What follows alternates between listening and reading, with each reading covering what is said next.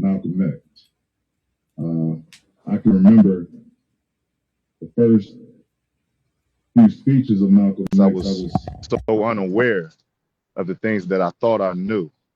And it was Malcolm X who taught a lot of us how to speak, how to think, and how to organize, and how to beat the enemy with your mind.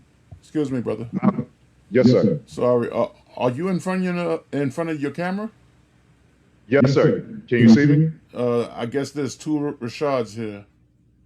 Oh, one's Rashid. Okay, my bad. One should be Donald Singleton. Give me 1 second.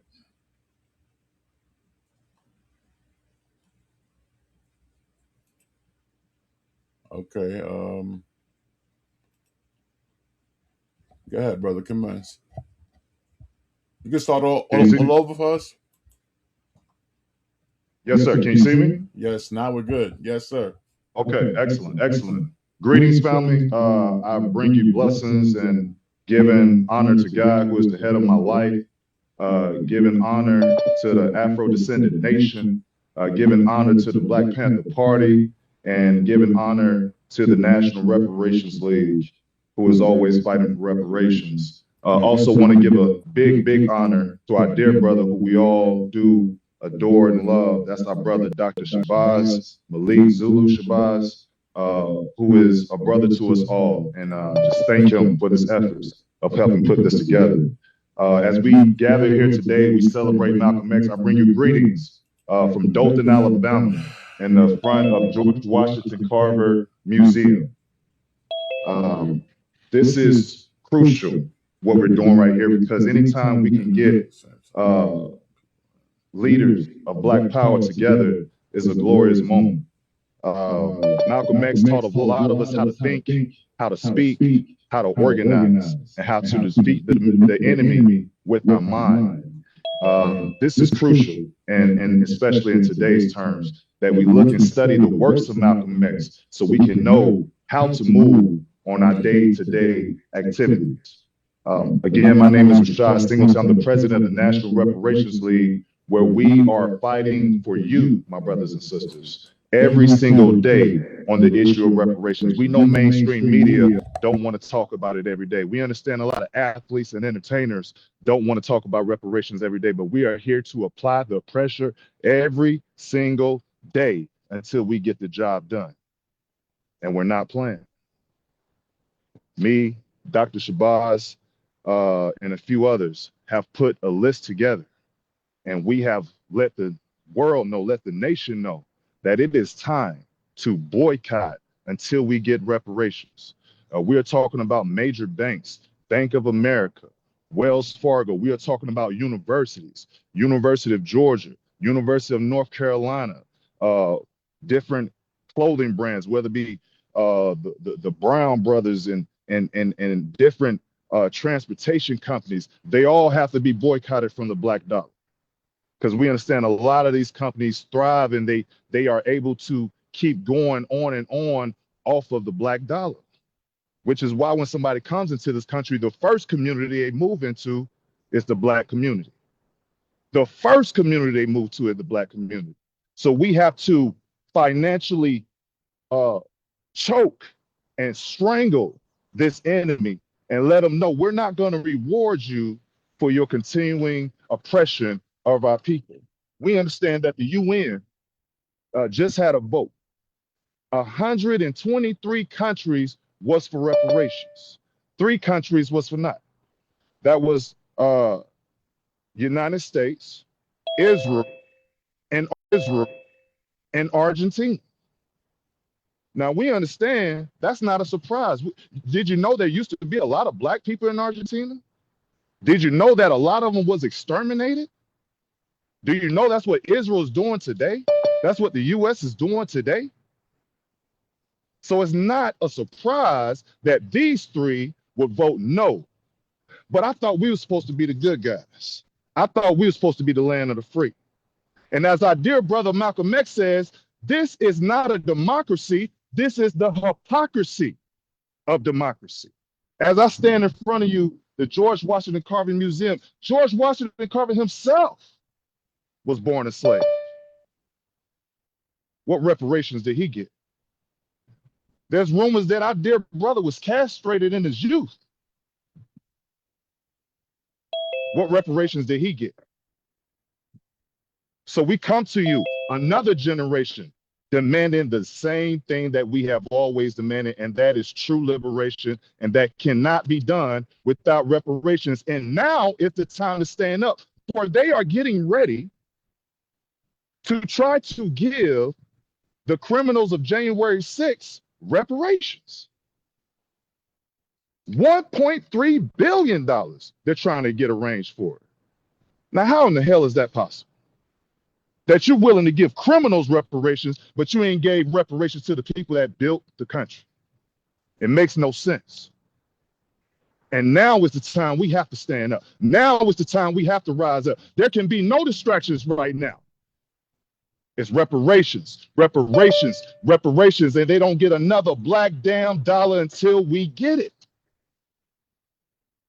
We understood that during the civil rights, the reason why it was so successful, because they pulled the black dollars out to the point where the enemy said, you know what, just give them what they want as long as we keep getting their money.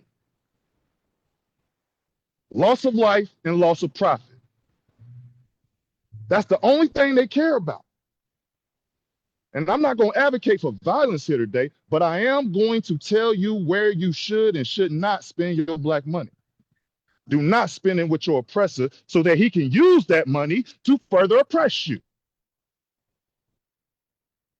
Malcolm X and Martin Luther King, they always love putting the two together. Dr. King this and Malcolm X that. You know what they agreed on? Reparations. That is my say, brothers. Thank you. I look forward to enjoying this entire day with you. Shout out to everybody that's speaking. Thank you for everybody that's viewing. Black Power, family. Black Power.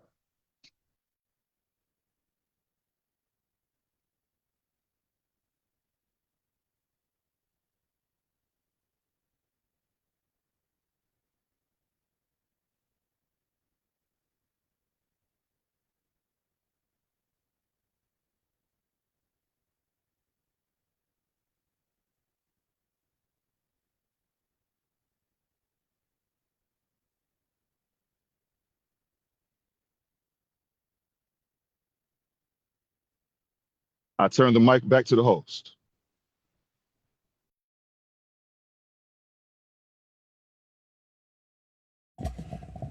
There's no designated host yet. We're just waiting for another brother to sign in so he can talk, and let's say the main event starts at 6:30.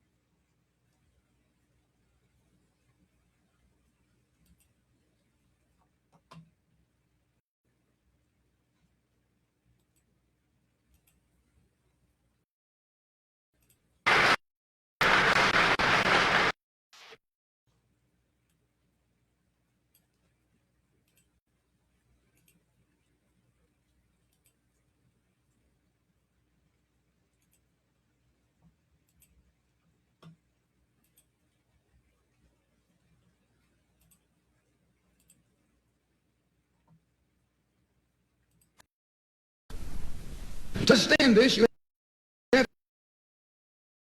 to go back back during slavery. There was two kinds of slaves. There was the house Negro and the field Negro. The house Negro, they lived in the house. The master, they dressed pretty good.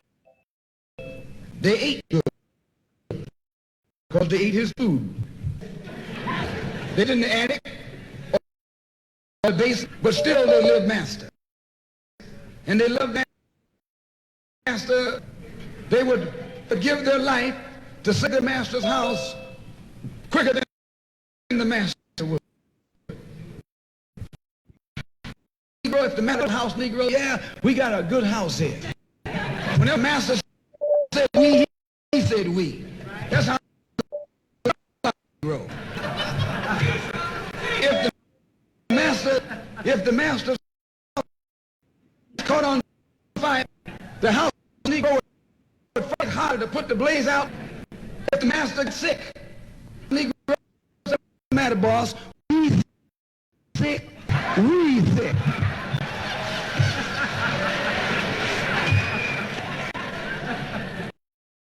He identified himself with his master.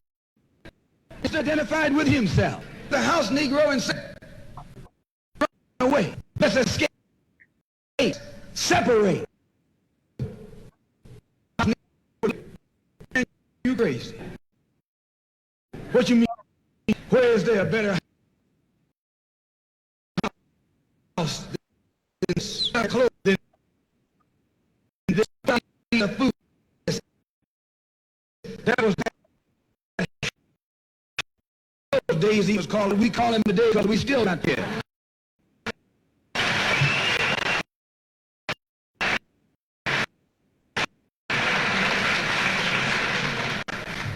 This modern house Negro. Let his master. He wants to live. The house is worth just to live near his master, and then brag about I'm the only.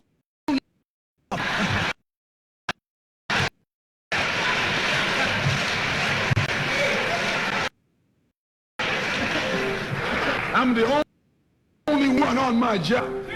I'm the only one in this school. You.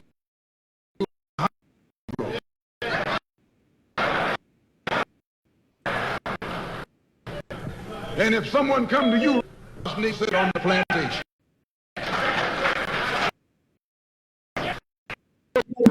From America? But white man? What's a better job than you get here?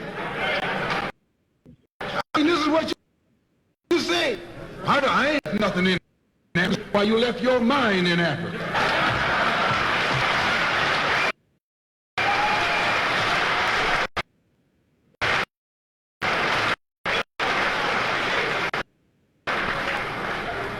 On that same was the field Negro. The field Negro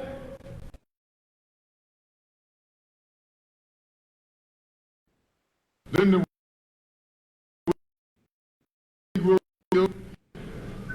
the Negro in the front, he is left over. High up on the hole. The nigger in the field didn't get nothing but what was left of the inside of the hole. They call them chitlins. Those days they call them what they were, guts.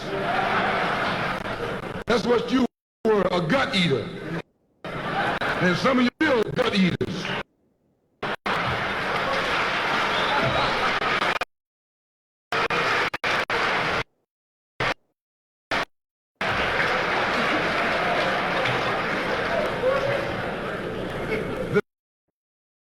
The field Negro until night. He lived in a hut. He wore clothes. And he hated his master. He hated master. Intelligent. He loved his master. That Negro, remember, majority. And they hated the master. When the house caught on fire, he didn't try. That field Negro prayed for a wind, for a breeze. When the master got sick, the field Negro prayed that he died. If someone come to the field Negro, let's run. He didn't say, where are we going? He said, any place is better than here.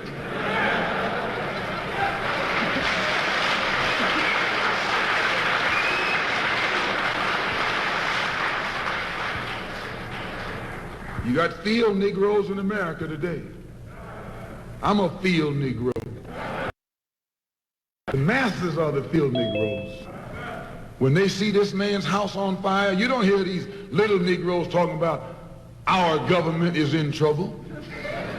They say the government is in trouble.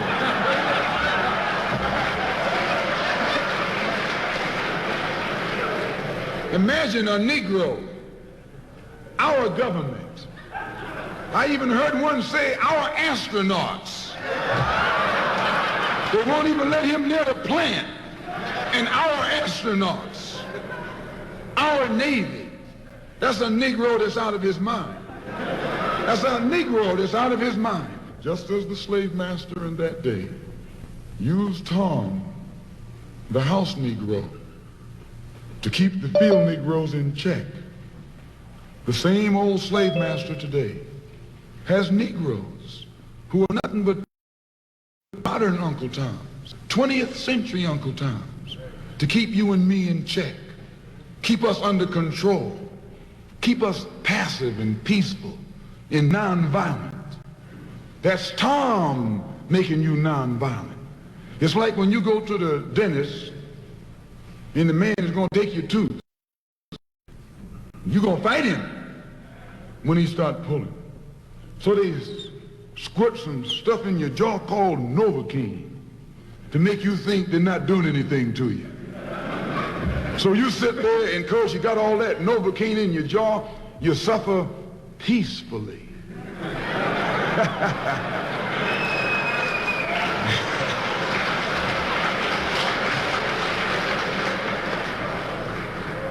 Blood running all down your jaw.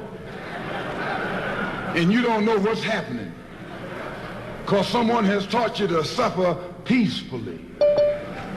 The white man do the same thing to you in the street. When he want to put knots on your head and take advantage of you and don't have to be afraid of you fighting back, to keep you from fighting back, he get these old religious Uncle Toms to teach you and me. They're just like Novocaine, suffer peacefully. Don't stop suffering, just suffer peacefully. As Reverend Cleave pointed out, let your blood flow in the streets. This is a shame. And you know he's a Christian preacher. If it's a shame to him, you know what it is to me.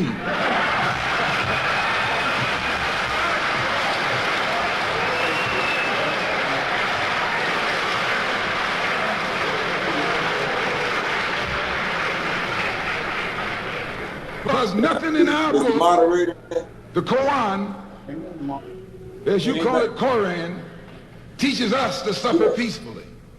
Our religion teaches us to be intelligent, be peaceful, be courteous, obey the law, respect everyone. But if someone puts his hand on you, send them to the cemetery.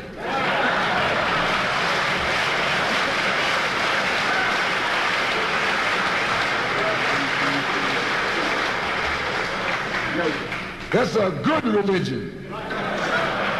In fact, that's that old-time religion.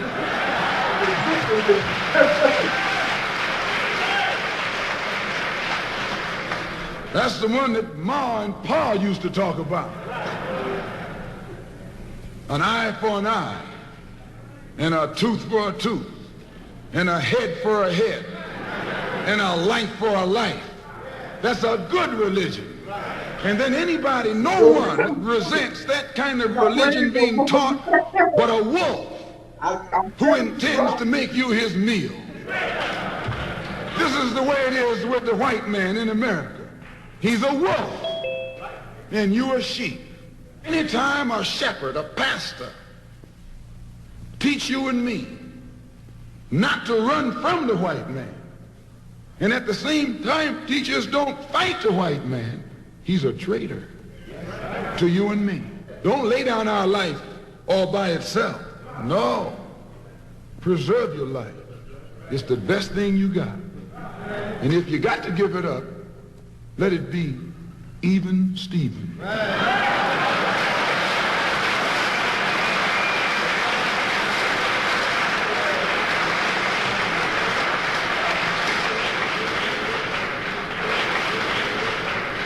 The slave master took Tom and dressed him well and fed him well and even gave him a little education. Gave him a long coat and a top hat and made all the other slaves look up to him. Then he used Tom to control them. The same strategy that was used in those days is used today by the same white man. He take a Negro, so-called Negro, and make him prominent, build him up, publicize him, make him a celebrity, and then he becomes a spokesman for Negroes and a Negro leader.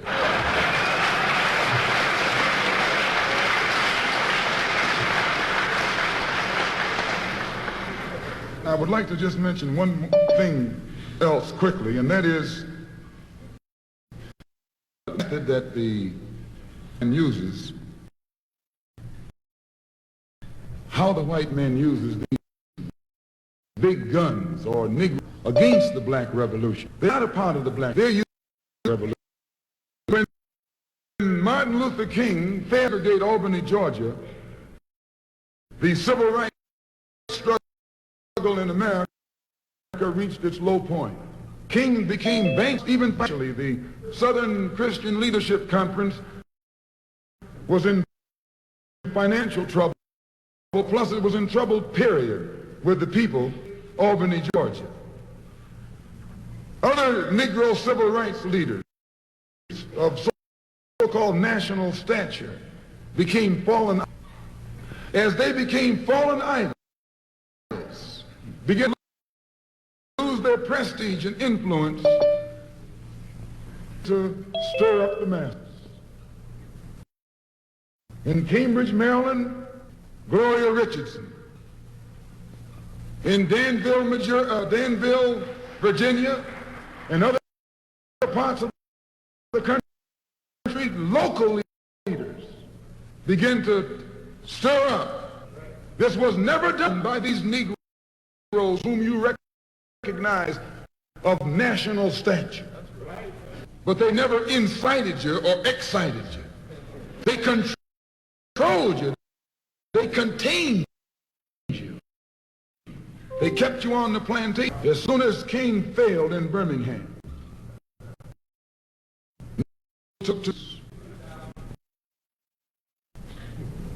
went out to California to a big rally and raised about, I don't know how many thousands of dollars. Come to Detroit, march and raise thousands of dollars. All right after that, King's attacked King, accused the court of starting trouble in jail and spend a lot of money, and then he accused King in court of raising all the money and not paying it back. This happened. I got it in the newspaper. Roy started attacking King, and King started attacking farmers. Started to as these Negroes of national stature began to attack each other for control of the Negro mass. And Negroes was on the streets. They was Washington. By the way, and right at that time, Birmingham exploded, and the Negroes in Birmingham, remember, they also exploded. They began to stab the crack inside the head. Yes, they did. That's when Kennedy. So, and right after that, Kennedy got on the television and said, "This is a." That's when he. And when he mentioned civil building, the Southern crackers started talking about they were going to boycott, filibuster. Then the Negroes started talking about what? We're going to march on Washington, on the White House, march on the Congress, and tie it up, bring it to a halt. Don't let the government proceed. They even said they was going on the runaway and don't let the planes land. I'm telling you what they said. That was revolution. Revolution. That was the grassroots out in the street. Scared the white man to death. Scared the white power structure in Washington, D.C. to death. When they found out that this black steam was going to come down on the Capitol, they called in Randolph. They called in these national Negro leaders that you respect. Call it off. Kennedy said, look, you all let this thing go too far. Old Tom said, boss, I can't stop it because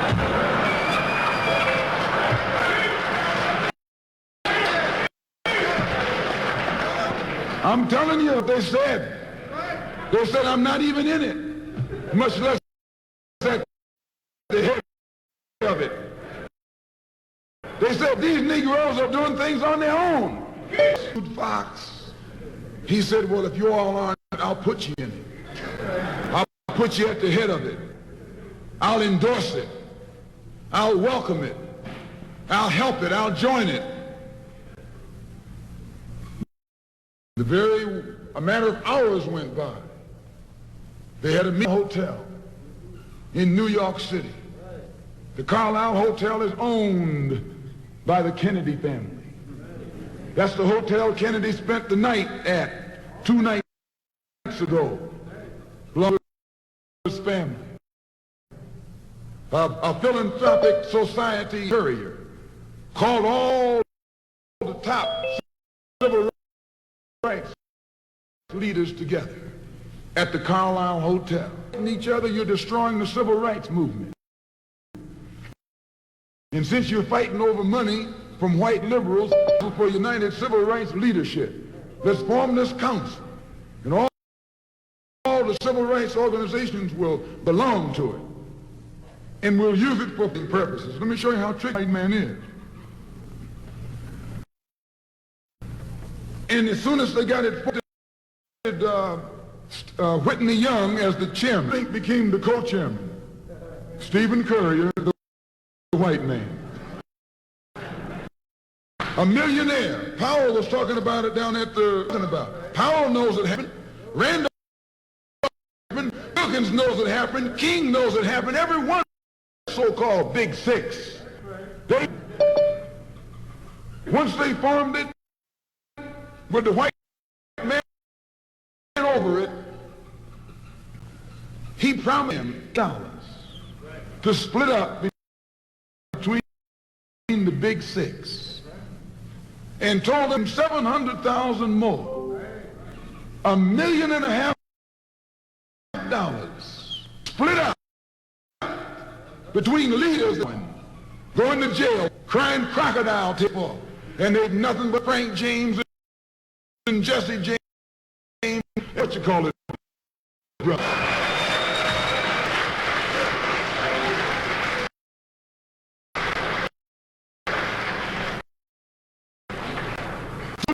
Organized, able to top public relations experts. Open the news media across the country, and then they begin to project these Big Six as the leaders of the march. Originally, they weren't even in the march. You was talking this march here on Hastings Street. You was talking march talk on Lenox Avenue and down on Moore Street and Perkins Street and 63rd Street. That's where the march talk was being taught. But the white man put the Big Six in, made them the march. They became the march. And first move they did after they took it over, they invited Walter Reuther, a white man. They invited a rabbi and an old white preacher. Yes, an old white preacher. The same woman that put Kennedy in power labored, the Catholics, the Jews, and Protestants. The same clique that put Kennedy in power joined the March on Washington. It's just like when you got, which means it's too strong. What you do, you integrate it with cream.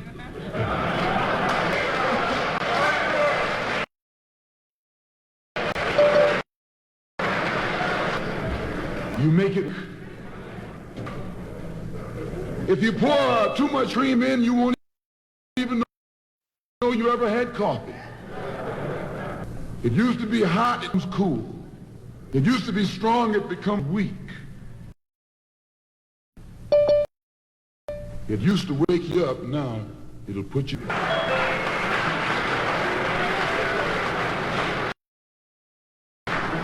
This is what they did with the March on Washington. They joined it.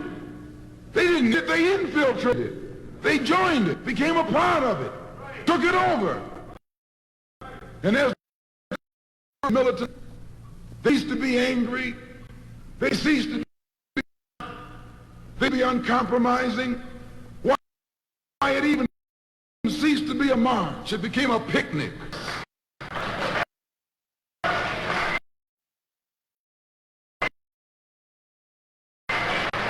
Nuts with clowns and all.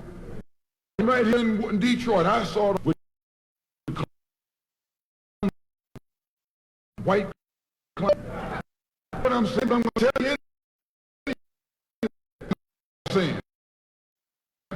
If you think I'm telling you wrong, and Abel and James found those other three, and see it with a microphone.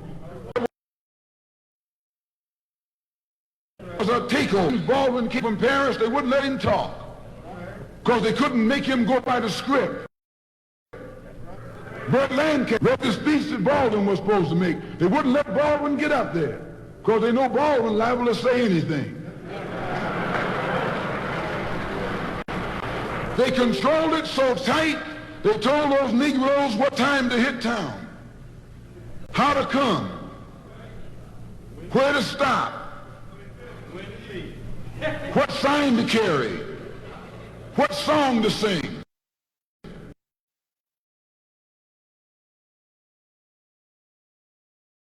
We end today's show with Malcolm X in his own four. One of the first things the independent African nations did was to form an organization of African unity, an organization of Afro-American unity, which has the same aim and objective, to fight whoever gets in our way.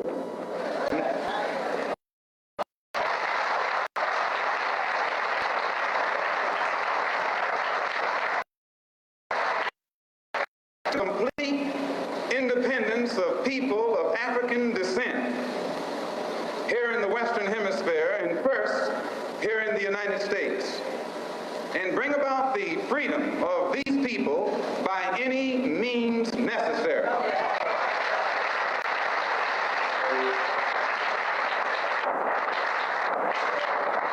That's our motto. The purpose of our organization, which has the largest concentration of people of African that exists anywhere on this earth. There are more Africans here in Harlem than exist in any city, African continent, because that's what you and I are, Africans. The Charter of Human Rights, the Constitution of the United States, and the Bill of Rights are the principles in which we believe documents in practice represent the essence of mankind's hopes and good intentions. People and organizations both unite so that the welfare and well-being of our people will be assured. We are resolved to reinforce the common bond of purpose between our people by submerging all of our differences and establishing non-sectarian constructive programs for human rights. We hereby present this charter. Number one, the establishment. The Organization of Afro-American Unity shall include all people of African descent. In essence, what it is, instead of you and me running around here seeking allies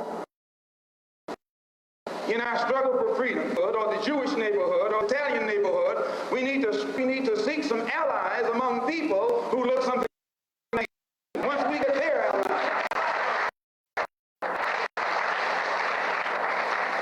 It's time out for you and me to stop running away from the wolf right into the arms of the fox, looking for some kind of help.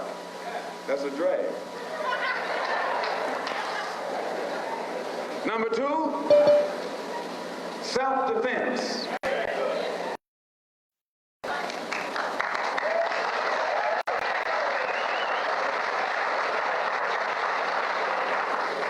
Since self is the first law of nature, we assert the Afro-Americans' right to self-defense. The Constitution of the United States of America clearly affirms the right of every American citizen to bear arms. And as Americans, yes, sir, we will not give up a single right guaranteed by the Constitution. Alhamdulillah Rabbil Alameen. ونستعينه ونستغفره ونؤمن به ونستغفره وأشهد أن لا إله إلا الله وحده لا شريك له وأشهد أن محمدا عبده ورسوله وصلى الله عليه وسلم وآمنت بالله آمنت بالكتاب آمنت بالنبي أو رسوله صلى الله عليه وسلم. In the name of Allah, the most beneficent, the most merciful, the benefactor, the most merciful Redeemer. All praise is due to Allah, the guardian, the evolver, the cherisher, and the sustainer of all the world. I bear witness there's none deserving the rights of worship. There's none deserving the right to be conformed to or worship, except Allah subhanahu wa ta'ala, the Most High. And I bear witness to Muhammad, alayhi salatu wa salam, and the prayers, the salutations of peace be upon him. Muhammad is the messenger of Allah. We do greet you, dear brothers and sisters, sisters and brothers, in the greeting words of peace, as it is written in Al-Quran in the Arabic language. Assalamu alaikum. Peace be unto you, that only Allah wa ta'ala, and we have no problem with you saying believe. We know we have no problem with you saying Jehovah, or if you want to say Jah Rastafari, Jesus the Messiah, the Pentecost, you want to say that this is the Most High God, the Almighty God who originated the heavens and the earth, and we bear witness there is no other God. We hope that you will find this Malcolm X Day a fulfilling experience, especially after what we have to say tonight. I'd like you all to say something with me as I usually come on the they tells me down to come inside, I'm into it. But I'd like you all to say with me, and I believe that I am a Black revolutionary. Can y'all say that with me? I am a Black revolutionary. I am a Black revolutionary. We look out on the streets and say, whose street? Our street. Whose street? Our street. Whose land? Whose land? Whose land? Land. Black power. Black power. Black power. Power. Black power. And a strong Black military to black that call at this hour in the spirit of the Honorable Dr. Khalid Abdul Muhammad. He did greet you, assalamu alaikum, and Black power. Black power. Black power, the spirit of our former chairman, the Honorable Hashim Ekanaton Zinger, who say Black power, Black power, and a strong Black military. And we honor our beloved brother who have kept the legacy of the Honorable Dr. Khalid Abdul Muhammad, the Honorable Huey P. Newton, the Honorable Fred Hampton, Bobby Hutton, and also we have our H. Rap Brown, all in our beloved brother, Dr. and Attorney Malik Subhashbad. Give him a round of applause. A Black revolution, for he is a Black revolutionary. He is a Black revolutionary. Say it together with me. He is a Black revolutionary. He is a Black. Come to the spirit of our freedom fighter, El Haj Malik Ashabaz, or some say Al Haji Abdul Malik Ashabaz. The freedom fighter in him is called Omar Wali. The freedom fighter and the most honorable Dr. Khalid Abdul Muhammad is the Russian dude and the Russian dad. He is the one, again, superior according to the teachings of the most honorable Minister Louis Farrakhan. He is foremost in the explanation of the teachings of the most honorable Elijah Muhammad himself. So with that taken into accreditation and given all credit, all praise is due to Allah, the guardian, evolver, the cherisher, and the sustainer of all of the world. So we thank you for coming today to help us to celebrate this Malcolm X Day, this Al-Haj Malik Abdul Shabazz Day, and again, the freedom fighter, Omar Wali. It is his day. Notice we all speak a language, a clear language. We are those chocolate, copper tone, melanated, neuromelanated people who speak a clear language. You know immediately that man is from the Trinidad. You know immediately that man is from Jamaica. You know that man is from the Congo. You can say that one is from Nigeria. He's from Lagos. Without even questioning, you know he's from Kenya and Nairobi, Kenya.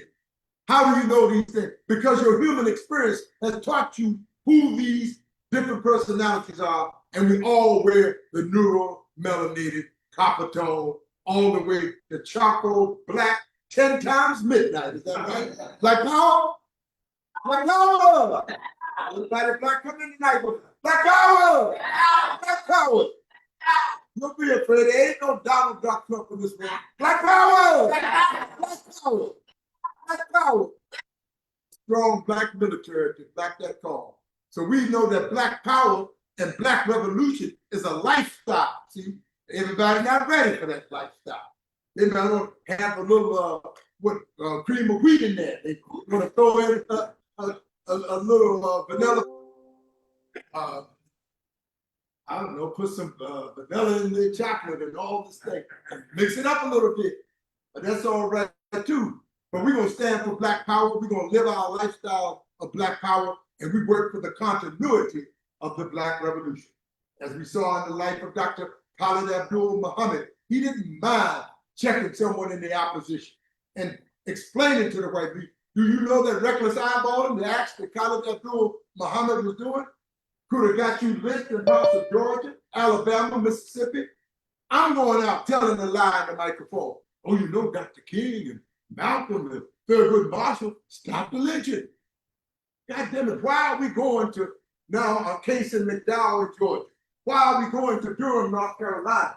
Why are we going to parts of South Carolina, all down in Delta, Mississippi, and Rankin, Mississippi, where somebody's been lynched? It's still the same lynching. They tie you up, tie you to a pickup truck, a redneck's Ford pickup truck, and drag you to the street. That's a form of lynching. That's a modern day lynching. No other nationality is being lynched and then hate crime. That's a practice. Dr. and Attorney Malik Zulu Shabazz and I are going across America. I'm going door to door, and I'm putting a black Muslim and a black Panther in every household. Black power, black power, black power. That's right. So we need a black Panther and a black Muslim in every house. So these houses are not fit for black revolution. The most honorable Elijah Muhammad said himself that if the Prophet Muhammad sallallahu alaihi wasallam, may the prayer, the peace, and the blessing of Allah be upon him, if Prophet Muhammad was here, he would go after you as I am going after you. But he would bring you to me so that I can clean you up and make you fit for your own salvation. Well, if Jesus the Messiah, if Prophet Muhammad, if the most honorable Elijah Muhammad himself was here today, he would go after you as I am going after you. But he would bring you to me so that I can make you fit for black revolution. Black power, black power, black power. Strong black revolution. I know she's ready in the midst of this thing. We have a sister that's been a freedom fighter ever since I've known her. And she's always been connected to the movement and moving revolution and being revolutionary and bringing the business back to 125th Street, bringing the spirit of the business back to Brooklyn and Harlem and the Bronx and all through Jamaica, Queens, for the economy, black network, her original husband, were out here always fighting for a black economy. Never gave up on the black vendor and fought for them when they weren't even fighting for themselves. Fighter in the spirit of the Most Honorable Dr. In the spirit of Malcolm X, Omar Wali, the freedom fighter. Yes, sir. Malcolm X. Apology after Malik Shabazz, he's an awesome man, and he speaks that clear language. Dr. King speaks that clear language. Dr. Collins speaks that clear. Dr. Taylor speaks that clear language. Dr. Doshan Farrar, master communicator, journalist, he speaks that clear language. And I believe I love Santa Walk speaks that clear language. We're on the record without Santa Walk. Black power, black power, black power, and the child black revolution. Anybody black power, black power, black power, black power. Our beloved sister, Queen Mother, just proud Queen Mother, Yah Santa Walk. Assalamu alaikum and black power. Black power. Okay, because we're gonna feed you, but you gotta stand to your feet. We're gonna get real work. Please stand to your feet. In the spirit of Malcolm X, in the spirit of Khalid Muhammad, in the spirit of Tutmosis Power, who I stand in his place under the African National Society.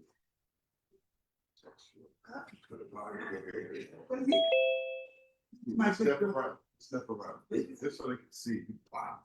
I don't want you to be blocked. Oh, I do. It's all right. It's all right. It's all right. Okay. All right. Like that.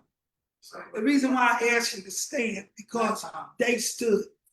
Harriet Tubman around the corner. Harriet Tubman School. You know, she stood. She not only freed herself from the plantation, but she went back to get her brothers and sisters. Adam Clayton Potter stood. Malcolm stood. We got many of our ancestors who are giants right here in this area, stood up for us, and we can stand for them today and say, Black Power. Black power. Black Power. Black power. Never give up. Never give up. Never give up. Never give up. Never give up. If we gotta crawl, then we crawl. If we walk, we walk. If we run, then run. If we have to crawl, we crawl. But we shall never, ever give up. So it's the spirit of those ancestors and many more. Winnie Mandela, there's so many of them right now. Viola Plummer, one of the ones who also trained me here when I came here to tell me how to do certain things when we were on the front lines. All of those great ancestors who fought. And there's a reason why all of you are here.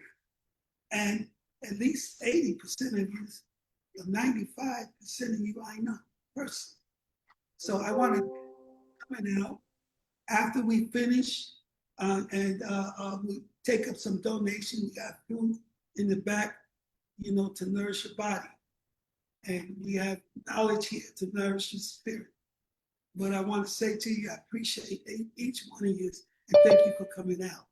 But I am the first female, but you talking about something about female. I'm the first woman to lead the Marcus Garvey parade. See, we don't want to get it mixed up with UNIAACL. They're doing their mission.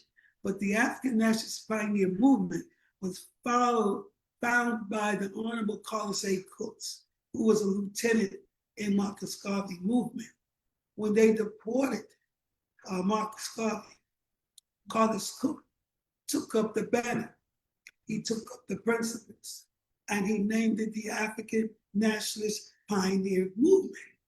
So that is why we carry the flag in the spirit of the Honorable Carlos A. Cooks, in the spirit of the Honorable Marcus Garvey. You see, but all of these ism don't get us nowhere if we don't unite and fight and stand together. And when we stand together, we win. But if we got trillion different organizations and all of them going in different directions, we're going nowhere and we will lose this battle. But if we unite, and I don't have the principles in front of me of the Panther movement, and one of the first things is unity. So we want to make sure that you stay connected to Dr. Shabazz, Zulu Warrior Shabazz, and myself and others, because New York has taken it down on Black nationalism. It's and militancy. And the Black Panthers here who call themselves Black Panthers, scared Black power, scared. They scared, but we ain't scared. That's why we here. We ain't scared. So we're gonna make sure that each and every one of you come to the Marcus Garvey parade. See, Marcus Garvey is not about a Black man wearing a big hat. He's talking about doing for self-determination. Yes. Yeah, you can sit down now. But I just want you to stand, because we're standing for something. So it's all good. But we want to talk about Black business, self-reliance. And Brother Beckley, he's a member of the AMPM. He teaches trade. He teaches us how to trade, a global trade. You see, they said we ain't doing nothing. Well, he's doing something. Well, okay. Okay, so I'm gonna bring Brother Shabazz on. I thought you should do that, because he Panther, but Dr. Shabazz and I been together long.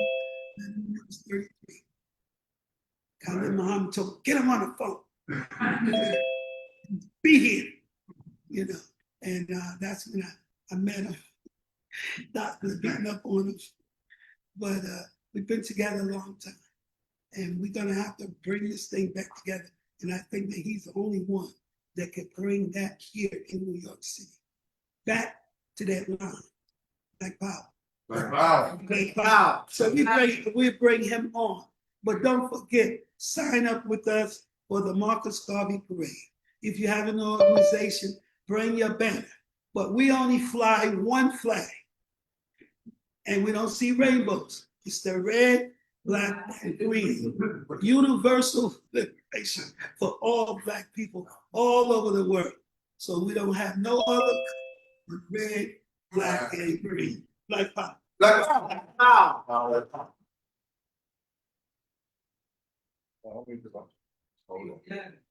Black power. Black power. Assalamu alaikum. Hotel. Free the land. Black laws for all Black people. One God. One God. No, brother. You have to get permission. Hey, excuse me. Brother. Excuse me. Record, brother. Okay. Record. There's so much. Get permission. Yeah, they ease up sometimes. We be working. It's when you're raising the dead all over the country. You have to be patient. Yes, sir. But we're gonna get with something special tonight. So let's try this again. Black power. Black power. Assalamu alaikum. Palestine. Shalom. Shalom. To the Moors, Islam, Islam. and Republic of New Africa and others, free the land. And we say to the Garveyites, and we're Garveyites, one God, One God. one aim, One aim. one destiny. One destiny. And in the spirit of Malcolm X, we say, by any means, Necessary. by any means. Necessary. Dear sisters and brothers in New York City, give yourself a black hand. Come on, Big Boss. Come on, big man. We are happy to be here on this celebration of the life of Minister Malcolm X. Here on May 19th at the Alhambra Ballroom, and it's good to see your smile. Come on, big man, just stand right here. I need a man this big. I don't know if y'all seen this man around town. I want to hear from him also. And so, let him hold it. Okay, so just a few words for a few moments, because we're gonna have us a fireside chat here in New York and with persons around the country. Bear with us, because as an organization and as a movement, just like our people, we are a work in progress. We are a work in progress. And so as your host for this event, I'm going to exhibit strength, but I'm going to exhibit patience because I love my people. So I have to be patient. She talked about my spiritual father, the man who we come here to honor and man who you love so much, Dr. Khalid Abdul Muhammad. Let's give him a hand. We come in the spirit of the Honorable Marcus Mosiah Garvey. Let's give him a hand. We give honor to the messenger of Allah, to the black man and the black woman of America, the Honorable Elijah Muhammad. Let's give him a black hand. We of course, we come to talk about Malcolm. Here on Malcolm's Day.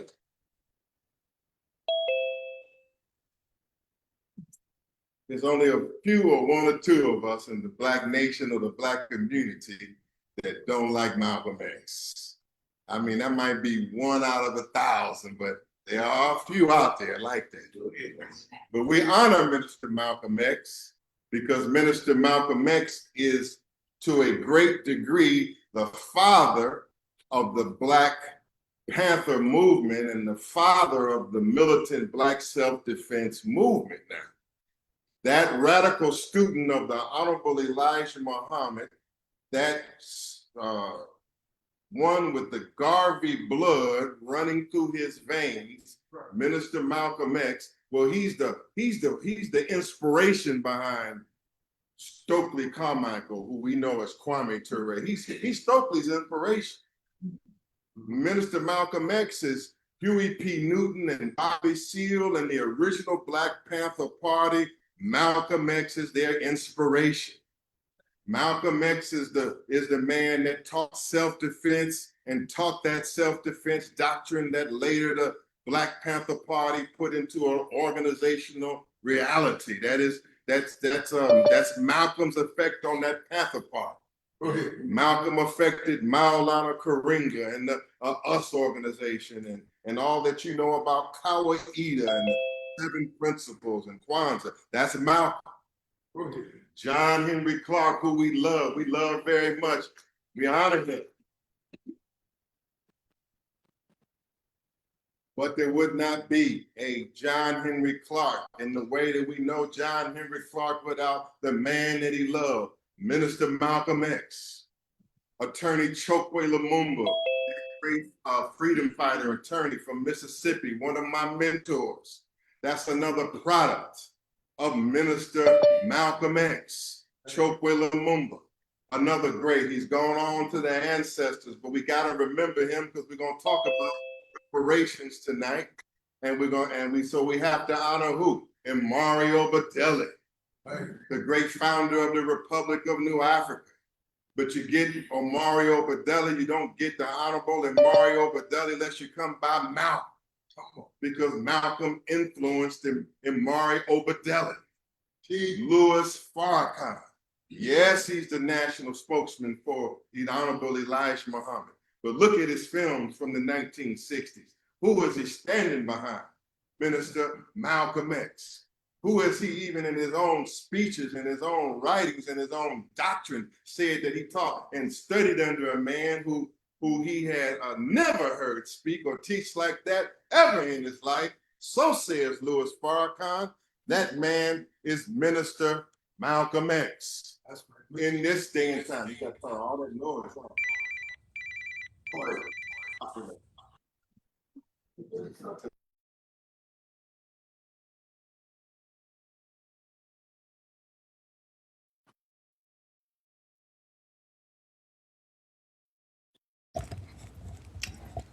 Brother Malik, unmute, please. Unmute.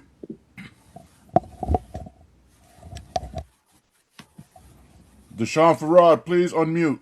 We can't hear.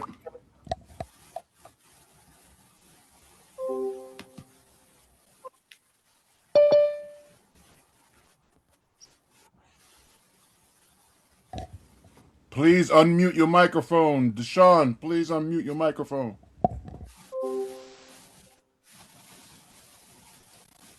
heard. They ain't even heard it.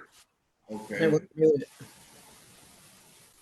We only missed like 30 seconds. That's it. 30 seconds. You could back up for 30 seconds. Heard the beginning. 30 seconds. That's it. Y'all work with me. Y'all work with me because I gotta go. I'm talking to you, but I'm also talking to cities all around the country and all around the world right now. This is a live next day. I call it a strategy session. This is not just a talk. This is going to be a strategy session. You're going to participate in, and every Black Panther chapter and every organization that's watching around the world, they're going to benefit from this conversation and this interaction. That's why we went through to set this up. Okay, so what we're trying to tell you today, and we don't make no bones about it, hey, on this day and on many days, Malcolm X is the man. Our leader, Khalid Abdul Muhammad, is another product, in a sense, of Minister Malcolm X. My leader and my mentor, my captain and my trainer was a modern Malcolm X. And he told you at many points in times, even in 1993, when he went through what Malcolm went through, what did he say? He said 30 years ago in 1993. He said 30 years ago when Malcolm fell into trouble for making comments about John the Fox Kennedy, and he was suspended. And 30 years later, Khalid Abdul Muhammad would tell us 30 years later as he walked that path. And so we know about a militant Black nationalist in the Nation of Islam like Malcolm X. We know him personally because we walked with one of the baddest Black men that has ever existed on the 196,940,000 square miles of the planet, Khalid Muhammad. Muhammad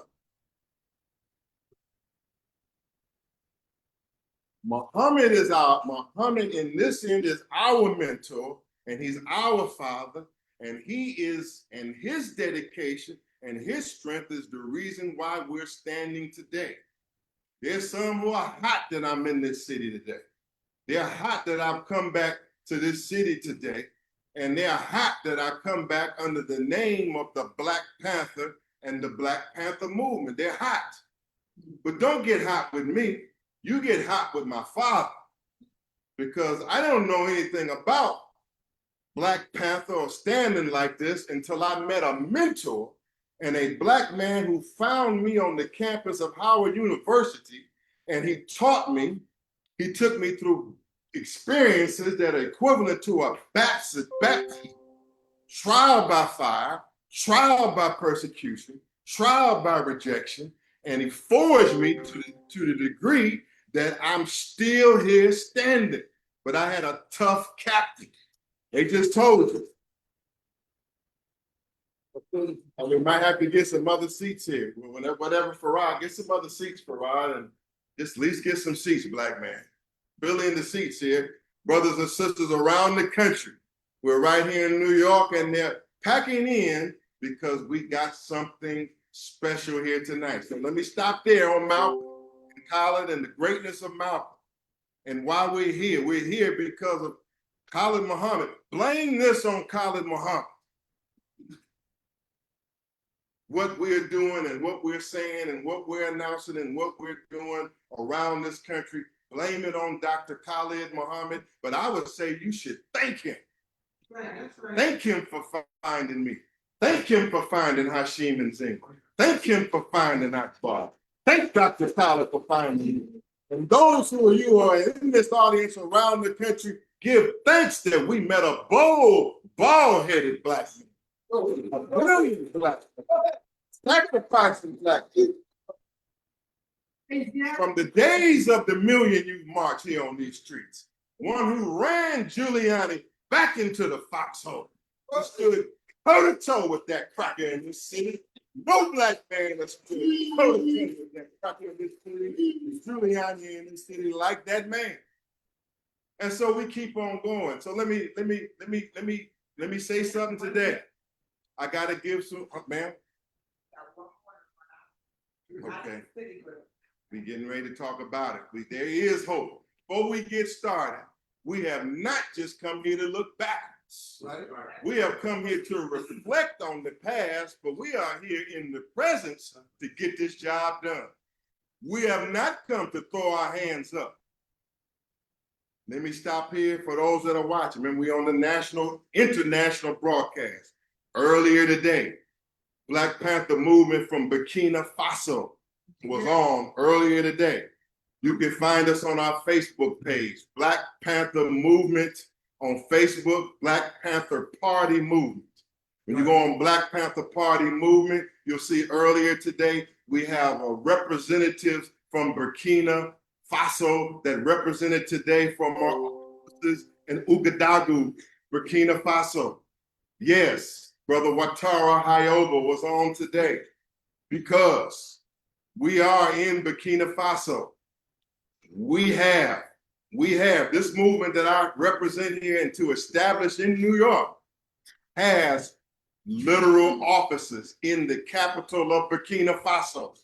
Right. We have relations with that great leader, that bold leader that has inspired us all, that one who is the leader of the Alliance of Sahel States and is the strongest leader in Africa. We also have the authority today to tell you that we bring you greetings from President Captain Ibrahim Traore, the leader of Burkina Faso. So we have that authority here today. We have the backing and the support of the government of Burkina Faso, from the embassies of Burkina Faso, and Brother Bazier, the ministers and the top men in the Sahel. And we have sent a delegation. A little over 9 months ago, we sent a 15-person delegation into Burkina Faso on fact-finding mission. And I must let you know that we are connected in real terms, real land terms, real diplomatic terms with the nation of Burkina Faso and the Sahel states. It's not symbolic talk. We are hooked in with them. We are hooked in. We have plans with them, and we're standing with them despite whatever happens to come against them. That'll be enough right now, Brother Farah. That'll be enough of what you got. Bringing some extra seats in, which is a good sign. Let's give them a black hand.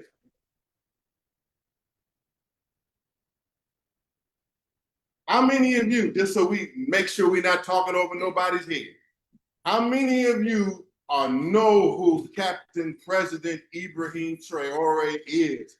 Raise your hand high.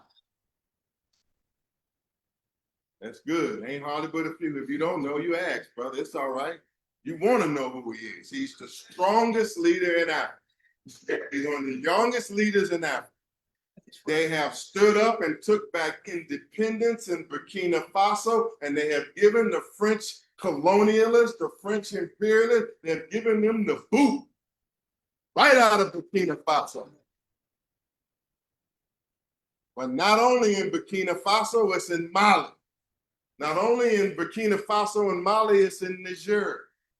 President Abdul Tijani and Goita and others. These are the three strongest leaders in Africa. And what they're establishing in terms of independence for Black people and what they call the French-speaking world is a model. But it is not to be romanticized. They are under attack by alleged jihadists, which is probably backed by the CIA and others. We want to let you know, and we have the authority to tell you, that the Sahel, the revolution and the liberation struggle in the Sahel states moves forward, and that we are a key part of it right here in America. We are the friends of President Ibrahim Traore. And so they came on earlier today from Burkina Faso. You go back and watch. They spoke from our offices and our headquarters at the African American Academy in Ouagadougou, the head of the capital of Burkina Faso. There's an African American Academy headed by brilliant Black woman who's also an American citizen and a citizen of Cameroon. Her name is Makini Chameni. Makini Chameni. And well, why is she significant? Well, she opened up her big, nice academy and gave us a nice office to operate as our diplomatic offices there. But what else do we need to know? And those who are around the country who've heard the broadcast, what must we be clear on? That her husband, DJ Chameni, who was in nearby Cameroon in the last election, late last captive and taken political prisoner in Cameroon. A war report. We said this is a war report. So I got to hit you with some tough reports. Then we're going to get into what we're going to do about it. This is a national and international war report. We've been all over the country and the world, and we're going to give you the inside scoop about what's going on. And then we got a plan of action, okay? And this man here, how many know Brother Hawk Newsom, one of the coldest activists here in the city? He's a big part of it. So let me drop. So he dropped, then we're going to open up. Okay, so I want you to know that we are supporting the freedom of DJ Chameni, who was taken captive by the Cameroon government. They have captured him for being a member of the opposition party because the government is heavy neo-colonial, and there's a battle right now in Africa where people who want real freedom, like Traore and others, they want it in other countries, but at the top in other countries like Cameroon and Benin, you got, as Khalid Muhammad said, you got some Uncle Toms. Or y'all prefer Sambo, since y'all going light on Uncle Tom these days. And niggas pop online and you know, Uncle Tom was a good guy. Uncle Tom was a good guy. Well, I didn't hear Malcolm say that Uncle Tom was a good guy. We'll get back to that. But whichever one you want. We got some enemies in blackface in Africa, and their time has come, but they're fighting back and persecuting people. So we say, free DJ Chameni. Free DJ Chameni. Free DJ Chameni. Okay, let's talk about another man taken captive right now. He's a former New Black Panther Party under my leadership at that time. He's one of the strongest freedom fighters in the French-speaking world. He works out of Benin. He's been banned from France. Now he's held captive in South Africa. His name is Kemi Seba. Yes. Brother Kemi Seba. Look him up. Kemi Seba. He's, brother, I think he's maybe 46 years old. He has a huge following in the French-speaking world. He has an organization now called Pan-African Emergencies, and they were fighting Uncle Toms and Sambos in Benin, and he had to escape to South Africa, and now they took him captive in South Africa because Benin wants to drag him back to Benin to imprison our brother.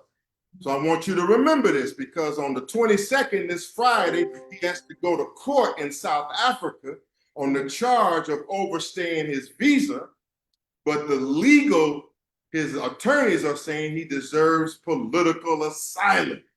And I damn sure believe that Kemi Seba is worthy of political asylum. Right. So that's another case we're on right now. We cannot let them take our brother down. So we also here to say, free Kemi Seba. Free Kemi Seba.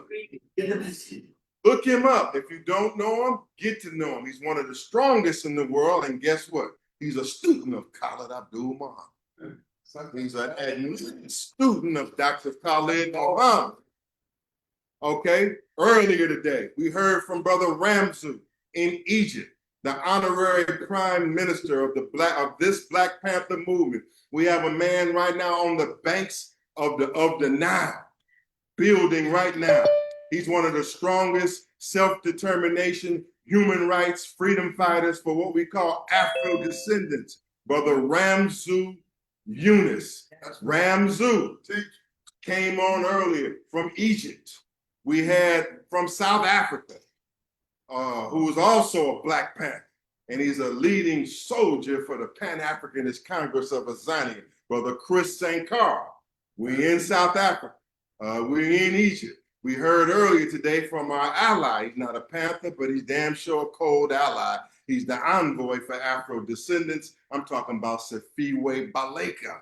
He was on earlier talking about the United Nations voting earlier, all on our early broadcast. What am I saying to you? This ain't some local yokel around the block movement. This is Pan-Africanism. This is a worldwide movement here that you're a part of. We are the representative. We're here planting a seed in New York. But after we say what we got to say today, we want the Panther Party to spread like wildfire across New York. That's right. We want it to spread like wildfire because we believe that we have to have a party for our people as strong as the white man has a party for his people. The white man has the MAGA movement, and whether we like him or not, they got them a strong leader.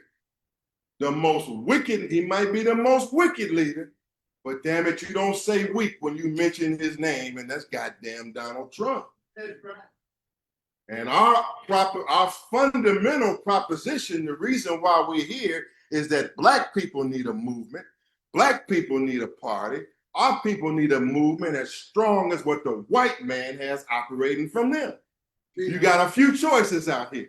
You got the Democratic Party, you got the Republican MAGA Party, and we're here to say, oh, you got the Panther Party. Huh? You ain't got but three choices out here. You got the Democratic Party or the Republican Party, or we're going to have to form a Panther Party on a mass level. Right? Because we believe that there is a Panther inside of every Black man or woman that wants to be free. There's some kind of Panther inside of you, no matter how you dress, no matter how you come in here. If you want liberation, you got some Panther in you. If you got something stronger, tell me what it is right now. Huh? So we operating off a broad theory. We say that there's a Black Panther in every household, that we can find a Black Panther in every household. If there's a lawyer, he's the head of Black Lawyers for Justice. He's whatever, from Howard University, he's a Black Panther. If he's a Sunni Muslim, lifetime also Nation of Islam minister, or imam, he speaks from the Arabic perspective, but there's a Panther inside of him. Yes, he don't know it yet, but I done already seen it. Leader of Black Lives Matter. He one of the best Panthers out here. I mean, this man is fearless. And there's a Panther out there for you. There's a mass. Our argument is that the Panther Party can be a mass party for our people, okay? And it will serve the needs of our people. Aren't you tired of the Democratic Party? Huh? Are you satisfied with the Democratic Party? Are you a closet Donald Trump follower of him? Are you a MAGA coon up in here? Coon. You know, there's still one or two MAGA coons left out there. Talking about they love Donald Trump, huh? You know? Sisters and brothers, look. I got news for you. The white man has changed. America has changed. America has changed and the white man has changed. The white man has gotten worse and America has gotten worse. They changed, all right. It ain't got goddamn worse. And if they have gotten more extreme and they have moved to a harder position, we got to be hard.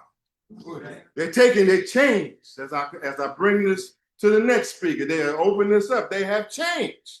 The white man has changed. Look at it now. You had some voting rights.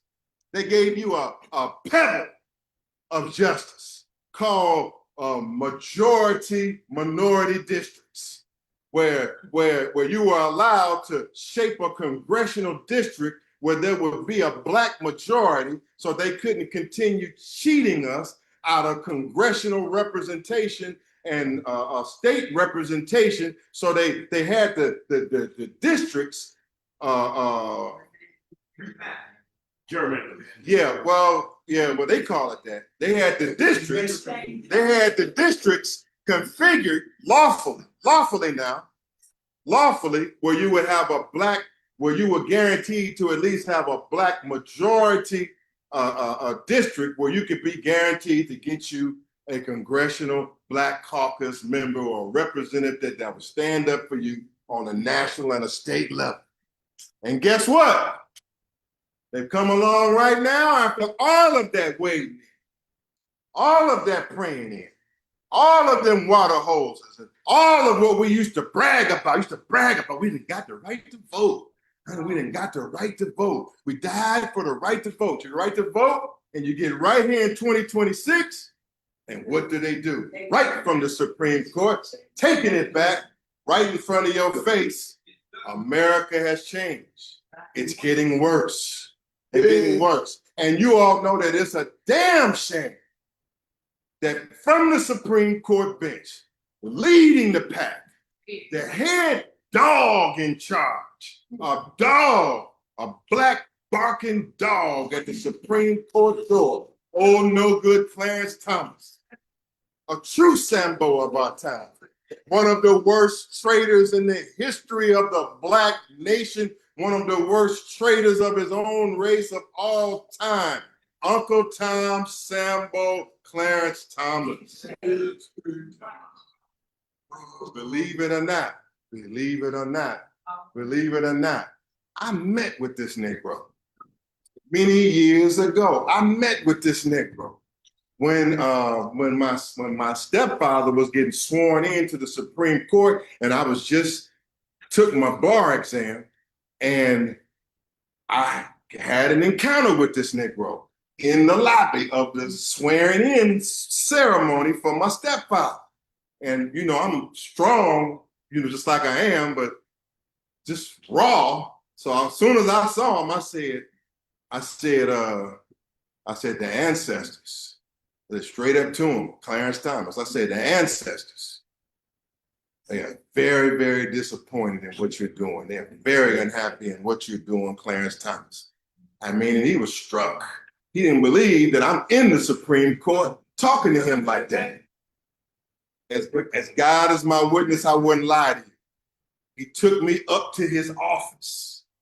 Okay, this young Howard student, law school militant, Malik Zulu Shabab. I'm one-on-one with this Negro in his office.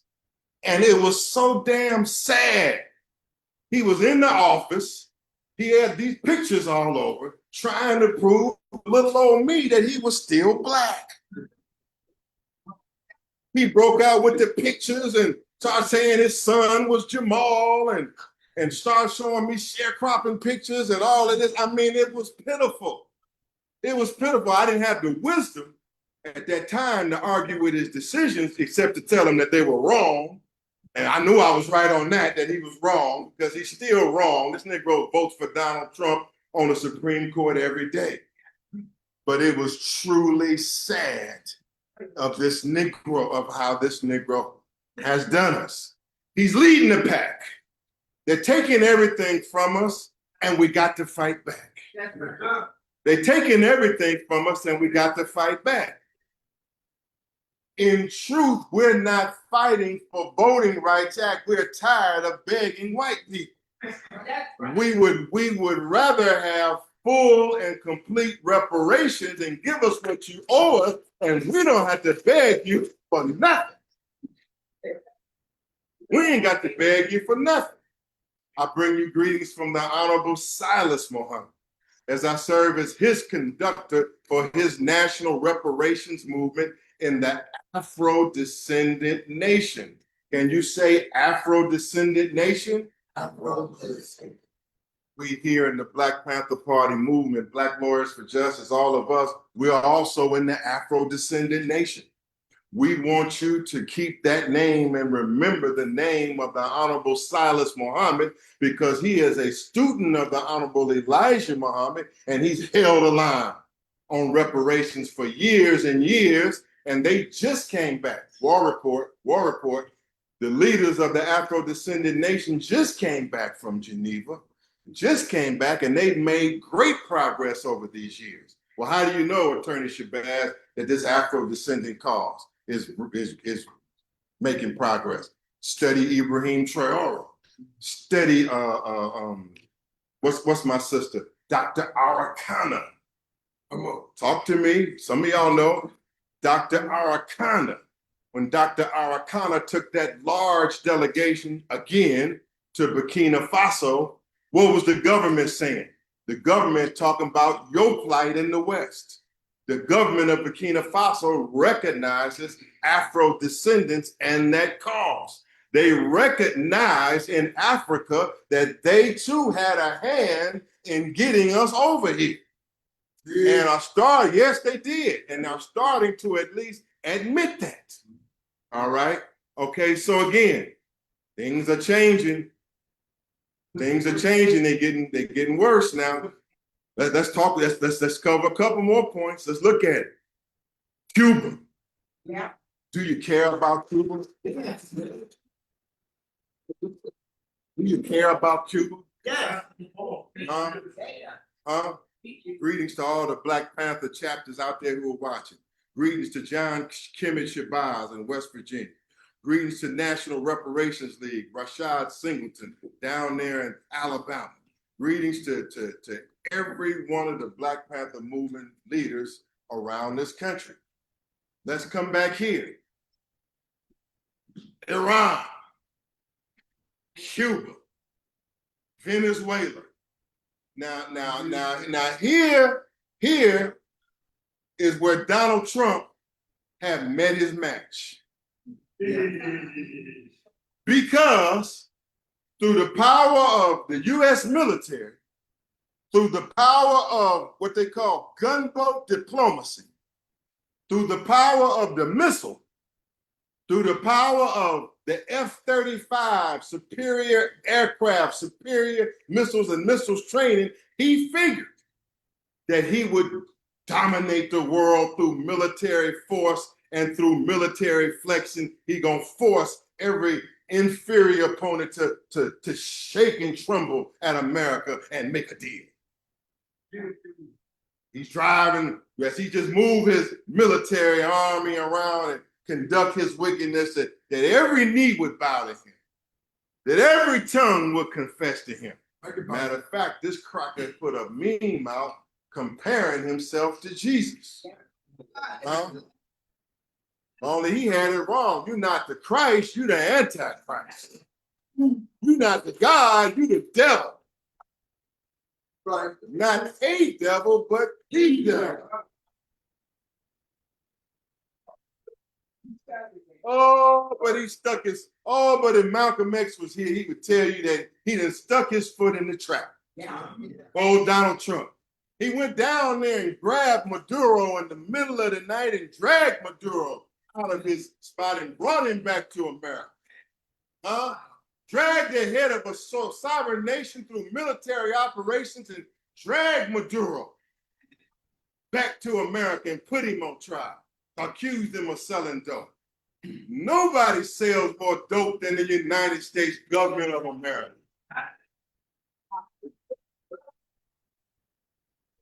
Black power, black power, black power. Look, I ain't got but one life to live. Might as well go for it. So he got his chest pumped up now. He's threatening Cuba and going in Iran. Figured when he toppled Iran, Cuba would throw up the white flag. But he made a mistake when he went into Iran. He made a mistake when he went. What was he doing when he went into Iran? First thing he was doing, pardon me, ladies, This is a political term. It ain't got nothing to do with it. Pardon me, I don't know no other way to put it. The first thing he was doing was being a prostitute for Benjamin Netanyahu. That's what he was doing. He's doing the work of so-called Israel in launching this Iran war. Why is Netanyahu in the war room of the White House? Why, when they're making war plans, is Netanyahu at the head of the damn table? And the other joint in the American military is studying Netanyahu running the math inside of the White House. Who really runs Washington? Who runs this government? Is the capital of America run out of Washington, or is it run by a cabal in Tel Aviv? Huh? And so this little beast, Netanyahu, this little bat-eared beast, look how big his ears are. Damn. Huh? Look, man, it's a lot of wickedness in the world. And Netanyahu is one of the most wicked men in the world. He kills children. He kills women. He kills babes. He kills without impunity. That's why you know the teachings of the Honorable Elijah Muhammad are correct. Right? No remorse in his killing. And here comes Donald Trump. After all the precedent has been set, he came out and said he wasn't going to start wars. He was going to keep America out of wars. He wasn't in the nation building. Well, how does he become a whore for Benjamin Netanyahu? So here he's out here whoring and got his whole million. Now he out here spending $1 billion a day on the corner. $1 billion a day. They say, they got there, they said, we hit them hard in 48 hours. They'll capitulate. We know where their leaders are. We kill their leadership. They'll capitulate. They'll cut and make a deal. Oh, but the Quran says they plan and Allah plans. And Allah is the best of plans. That's right. Oh, it was painful. They killed the Ayatollah. They killed the leader of Shia Islam in the world. That is a grave offense to kill the leader of Shia Islam. That goes against all norms. Even in World War II and Hitler, you never saw them assassinating the heads of state of other government, but he's taking on Netanyahu's tactics. Now, they say, well, if we kill the Ayatollah, their hearts will be broken. But they underestimated the system. They underestimated the resilience of a people that have had a civilization for thousands and thousands of years. Huh? And so, killing the Ayatollah, killing at least 40 of their top leaders and men have had no effect on them capitulating in this war. Donald Trump forgot the lesson of Vietnam.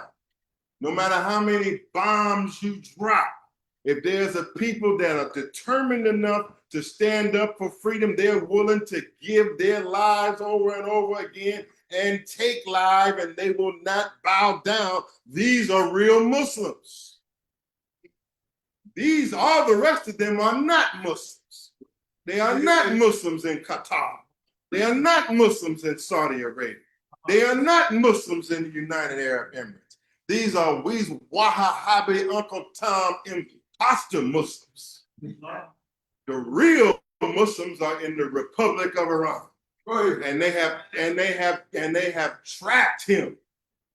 They have drawn him into a trap now. He cannot get out. His poll numbers are slipping. His economy is slipping. All of his advisors are saying, no, don't go back in it. Don't, get out.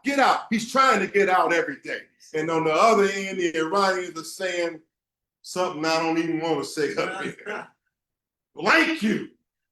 And they got him trapped. Like in Vietnam, he had not won the war in Iran.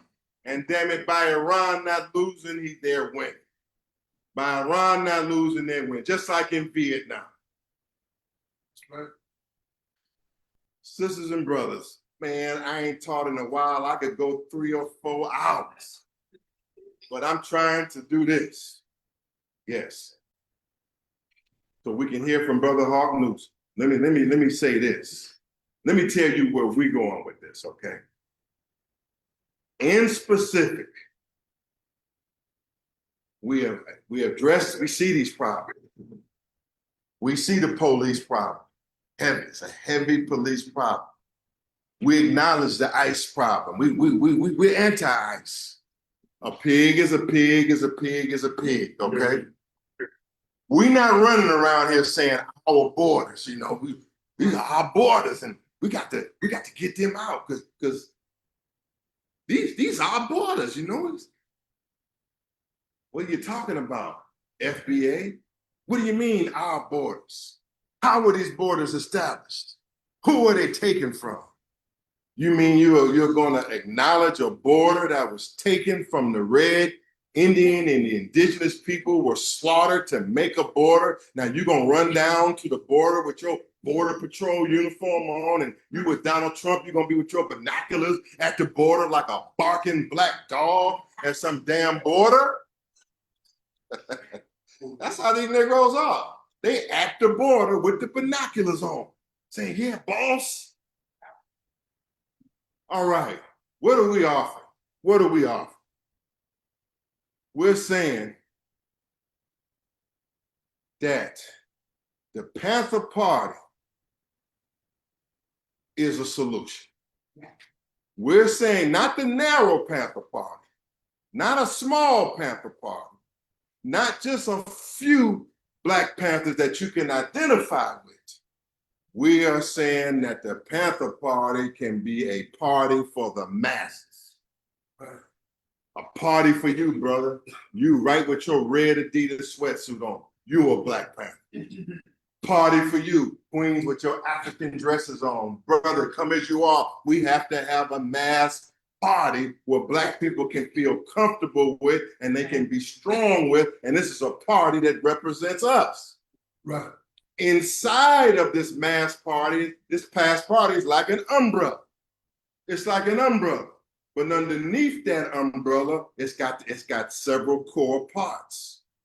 We've said we're going after the gangs. We caught a lot of flack for saying that right now in areas across the country that we are going for the gang members. We're going for the Pyrus, going for the Brims, going for what they used to call Blackstone Rangers, the El Rukers. We're going for building relations with the OGs from what they call Vice Lord, going and building relations with who they call the gangster disciples. Used to be Black disciples, Black gangsters, Black gangster disciples, all of the followers of Brother Larry Hoover. We're talking with them now. That's right. We're talking with the followers. That's right. We're talking with who?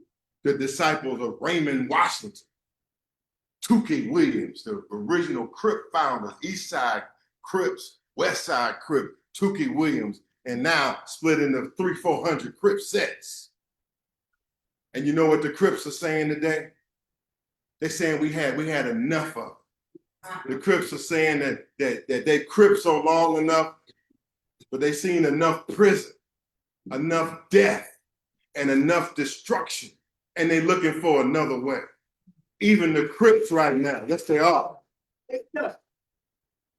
The Crips are saying that we lost it when we lost Bunchy Carter, that when we lost the Los Angeles Panthers, that at the beginning when the gang started in '69 and they lost the influence of Bunchy and the Panthers is when they got into heavy cripping and bullying and killing their own people. But even the Crips are saying, man, we missed the chance. All the OG Crips are saying, Barefoot Pookie and all of them are saying, man, we missed it when we missed the link up with the Panthers. And so I want to say here to not only you, because there's plenty of Crips, and I'm sorry, I'm from Los Angeles, and unfortunately, y'all doing it out here. You come out here in New York City, they saying, I'm damn near in Brooklyn, they talking about I'm an in-hood Crip. I say, you what? Say neighborhood Crip, they got all Crips, blood, it's all out here. Oh yeah. Well, who is it that can put the pieces, the genie back in the bottle? It's only the Black Panther. That's right. That can go and get that Crip, get that Blood, get that Vice Lord, get that El Rukin, get that gangster disciple, get that hard gang member, and help train him up and make him a soldier. That's right. Help train him up and make him a soldier. Wake him up. Huh? Yeah. Wake him up. Oh, we don't want to, we understand there's certain risk involved in it. We understand we could be accused of collaborating with criminals, but the teachings of the Honorable Elijah Muhammad say we believe in the resurrection of the dead. The teachings of Elijah Muhammad say we work with the ex-felon. We work with the ex-prisoner, that there's no Black man or woman that's too low or have done enough bad for us not to work with. We have a National Department of Gang Intervention. I'm closing. We have a National Department of Gang Intervention. We're talking with the OGs. We're going after the gangs heavy. If we're able to establish ourselves in New York, a major work will be done here directly with the gangs, directly with the Crips and the Bloods, right out here in the streets. We have a National Department of Defense. I'm gonna come bring Hawk Newsom on. We're gonna take questions. We have a National Department of Defense that we're developing. All around America, we have the best trainers, the best weapons trainers, the best defenders. Yes, we do. I'm to tell you right now, we have labored behind the scenes for some years. We have the best weapons trainers. We have the best field tacticians out there. And you are going to see a National Department of Defense and Black men standing up, capable of defending themselves everywhere. They have already started coming together and getting seriously organized in this hour. Some with armed defense, others like the original, some of the original Crip founders and others. Well, you see how big they were? You see how big Tookie Williams was? You see how Tookie Williams said he got with Raymond Washington because he was big and working out? Well, what happened to that? It's coming back. It's coming back. We have a National Department of Defense developing. We're training all the time, raising up an army around this country. We have a National Department of Gang Intervention going after these gang members.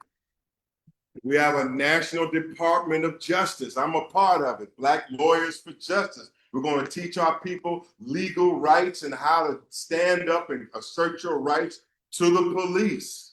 Yes, we got lawyers on the team, legal team on the team, a Department of Justice, Department of Defense, a Department of Gang Intervention. And we have obviously a Pan-African department, and we got members all over the world. There's a lot more I can say, and I'll save it for the question and answer session. But I'm here to tell you that in the spirit of Malcolm X and what we have done before, that we are here to implement it now. We are here to do this right now. Hey, I could be doing something else, right? I'm an established attorney. I'm very well established, and I got my hands full here. Why am I doing this? Why am I back out here rolling and organizing? Because that's where my heart is. That's where my heart is. So I want to let you know. I want to let you know that if I put all that on the line to come back on this line and to organize grassroots style, then I'm in it to win it. But I ain't got nothing else to live for. Ain't got nothing else to live for but the complete liberation of my people. I want to bring you on now. One of the strongest Black men in New York, a man that is fearless, a man that I like very much, who's going to give his war report, the honorable, strong, civil rights leader, brother Hawk Newsom. Let's get on and give him a hand.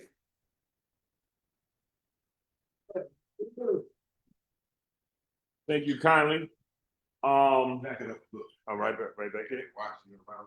Peace, y'all. Peace to everybody. Hello to all the black women in here. You know, there's a lot of sexist, a lot of patriarchal talk about the men, the men, the men. But we wouldn't be here without the black woman. And I'm not talking about in the kitchen. I'm not talking about matriarchal black woman. I'm talking about the soldier black woman. I'm talking about the black woman who stands up when everybody else in these neighborhoods are standing down. That black woman. I'm talking about the black woman, the black women that I move around this city and this country with. Queen Mother, I met Queen Mother the first time 10 years ago in the United Nations through a mutual friend, Kunal Su, right? And I just wish we could sit down and talk about how much things have changed in these last 10 years. But I feel like there's so much that I want to say to y'all, and we ain't got enough time. So I'm gonna just give a couple of shout outs, and I want y'all to salute these strong black women. Chef Tammy, how you feeling? Stand up, Chef Tammy. But you've been holding down Harlem for a long time. Funny, about a week or two ago, we were on 125th right here on 7th. And the pigs, the NYPD, the 2A, and the Department of Sanitation Police, who knew that the garbage trucks had police, right? But they was trying to tow her food truck. And we backed them down. You're gonna have to, yeah, we backed them down. And she held it down. And it was a crazy moment because I walked up to her. I said, hey, we here to help. What can we do? She said, put your arm around me, and started crying. And that's when I knew we had to fight. You know what I'm saying? When a black woman lean on you and say, fight for me, there's all these other niggas out here standing around watching, ain't nobody fighting for me, that's when it's time to step up. So what we did was, we said, thank you, Bonnie. We said, you're gonna have to lock us up to take this truck. And then we got on the phone, they start calling supervisors. I get on the phone with the supervisor. I said, how about this? You're gonna have to tell your chief in the mayor's office that you had Hulk and them crazy Negroes from BLM NY out here, and they gave you a chance to do the right thing. And you still arrested them and took the truck. So now, Mayor Mom Donnie has to explain why he's taking things away from black business people while defending every other vendor. This strategy, I am hyper local with this. We have been holding down New York for 10 years and we shall continue to. Thank you, Chef Tammy. Giselle is here. Giselle was the chief of staff for Kristen Richardson Jordan. She was the council member before Keith Wright, Al Sharpton, Yusef Salam, and the rest of those coons ran her out of her city council seat. Right? Before they ran her out of their city council. Yeah, we about to go there. We about to go there. We got a lot of enemies in the White House, but we got some enemies in Harlem that look like us. They're selling us out. So these things really need to be addressed. You said it's a war report. Well, I'm in war with these coons and these crackers too. Parents supporting parents, Miss Tanisha Grant. They are at war with what used to be called ACS, and it's called what now? It's still ACS. So CPS, yes indeed. And we've been out here, and she's given out over 2,000 computers to our children. Right on. Young brother, Rakai Robinson, who is like a son to me, he's been with us, with our organization, Black Opportunities, Black Lives Matter, Greater New York, for 6 years. He went from not being sure of what he was going to do after college and not really understanding what fighting for the people was to the front page of the New York Times. Right? To having 3.7 at Jackson State University. The proof is in the pudding. The proof is in the pudding. And you know, like I always say, I went to college, I played college ball, I was misogynistic and as sexist as they come. Like Malcolm said, a lot of us are lost in the world. We had to find our way to the light. Jesus Christ, my Savior, brought me to the light. So now I am in tune and I am alert and I know what to, and I don't even know what I'm looking for, but I perceive them. So my right hand is my sister, my blood sister, right? Same mama, same daddy. 163rd and Sheridan. We've been doing everything together since we was kids. We founded Black Lives Matter Greater New York together, right? So when the day y'all heard about deed theft, right? We was the ones who kicked in the doors to the precinct, ran up there with bullhorns. Y'all gonna let council member Che Ossie go, or we ain't going nowhere. But y'all just see Big Black Hawk. Y'all don't see Shabana Newsom, my sister. Stand up, honey. Y'all don't see that part. You know, it's funny. We was talking about gangs. We was talking about Larry Hoover. And you know, I'm big and black. I might have played a little ball, but I always had more respect. Recording stopped. It wasn't athletes. You know what I mean? For the brothers who was just there. So I travel a lot and I'm on these elevators with these white folks. Man, what sports do you play? That's what they do. I say, you know, I ain't like to sweat that much. So I went to law school. I don't even tell them I played. No, so we was out in, I'm gonna run you all through it. I'm gonna run you through it and get to the war report. So Donald Trump accused us of being a terrorist organization in 2020, yes. Right? Personally, right? So we was getting death threats from Navy SEALs. This wasn't Hillbilly Bob. This wasn't the everyday cracker around the way. I was getting death threats from Navy SEALs. You know what I mean? And I'm looking, they jumping out of planes with dogs strapped to them. And they like, I am trained to eliminate threats. And you are a threat to our democracy. And once you get about 3,000 of those, you get a little concerned. So we started training. We went down, we found us a crazy little G.I. Joe man in Texas. He had us crawling through the mud, jumping up, shooting, giving us the same training that they had. Cost us a lot of money, but we had to learn how to defend ourselves, right? So amen. So we out there, and I'm on the elevator, and it's this 6'7" brother. I'm like, bro, I ain't gonna ask you, we in a hotel. I'm like, bro, I'm gonna ask you what sport you say, what sport you play, but I'm gonna ask you what you do professionally. He's like, actually, I'm a lawyer. We start chopping it up. He was Larry Hoover's lawyer. Brother out of Dallas, Texas, Justin Moore, right? So we kind of started helping out with the free Larry Hoover thing. And I was on Fox News giving them righteous hell, right? Like I go places to debate, but if you put me on Fox News, I'm there to fight. Yes, sir. I don't know. Some of y'all said, I don't know, I never heard of Hawk. Well, Hawk was the one who called Mayor Adams a coon on Fox News in the morning. Right?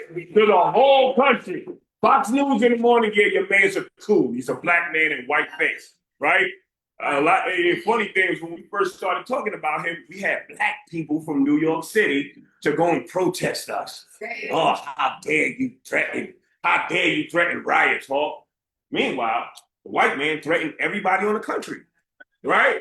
I hear, Hawk, why you so spicy, Hawk? The white man is hellfire. And you worried about me talking greasy and getting up in their face? Man, you must be crazy. So I'm on Fox News, it's different time, and I'm fighting, and I say, oh yeah, and free Larry Hoover. The next person up was the Department of Defense, now the Department of War, Secretary Pete Hegseth. And he was like, listen to him. Listen to Hawk, they're pro-criminals. He's asking for Larry Hoover to be pardoned. How about Donald Trump pardon Larry Hoover? See, they might be hyped up on their illusion of white supremacy, hyped up on their white power, but I'm hyped up on strategy. You understand? I'm hyped up on getting out there and fighting for my people. You understand? So meanwhile, you out here running your mouth. I'm winning battles right under you. I'm winning battles right under your nose. Are you understand what I'm saying? Oh yeah, BLM, oh yeah, BLM, oh. From day one, when everybody went home, we was in the streets. We was fighting. When it got too uncomfortable, when everybody was like, oh, things are good. We got Joe and Kamala in office. We were outside in the streets. Y'all heard about that the cooler killer? Picked up a cooler, smashed the kid's head. Y'all heard it? Hold on, New York. Y'all ain't hear about the cooler killer? Y'all heard about him, right? Y'all know who gave him that name, the cooler killer? These two right here. You know who went head to head with the public relations department of the NYPD in the city of NYC and won? Who forced the attorney general to prosecute him? Who went to court, fought, got arrested, pressed cops, pressed whoever we had to make sure that case stayed relevant and got a conviction? And got a conviction? Nah, nigga, you ain't got a problem with BLM. You got a problem with credible black leadership. Because the white man has put it in your head to hate credible black leaders. This COINTELPRO told you to doubt credible black leaders. So I don't care if you're a panther. I don't care if you're a wolf. I don't care what you are. You need to sign up and do some work.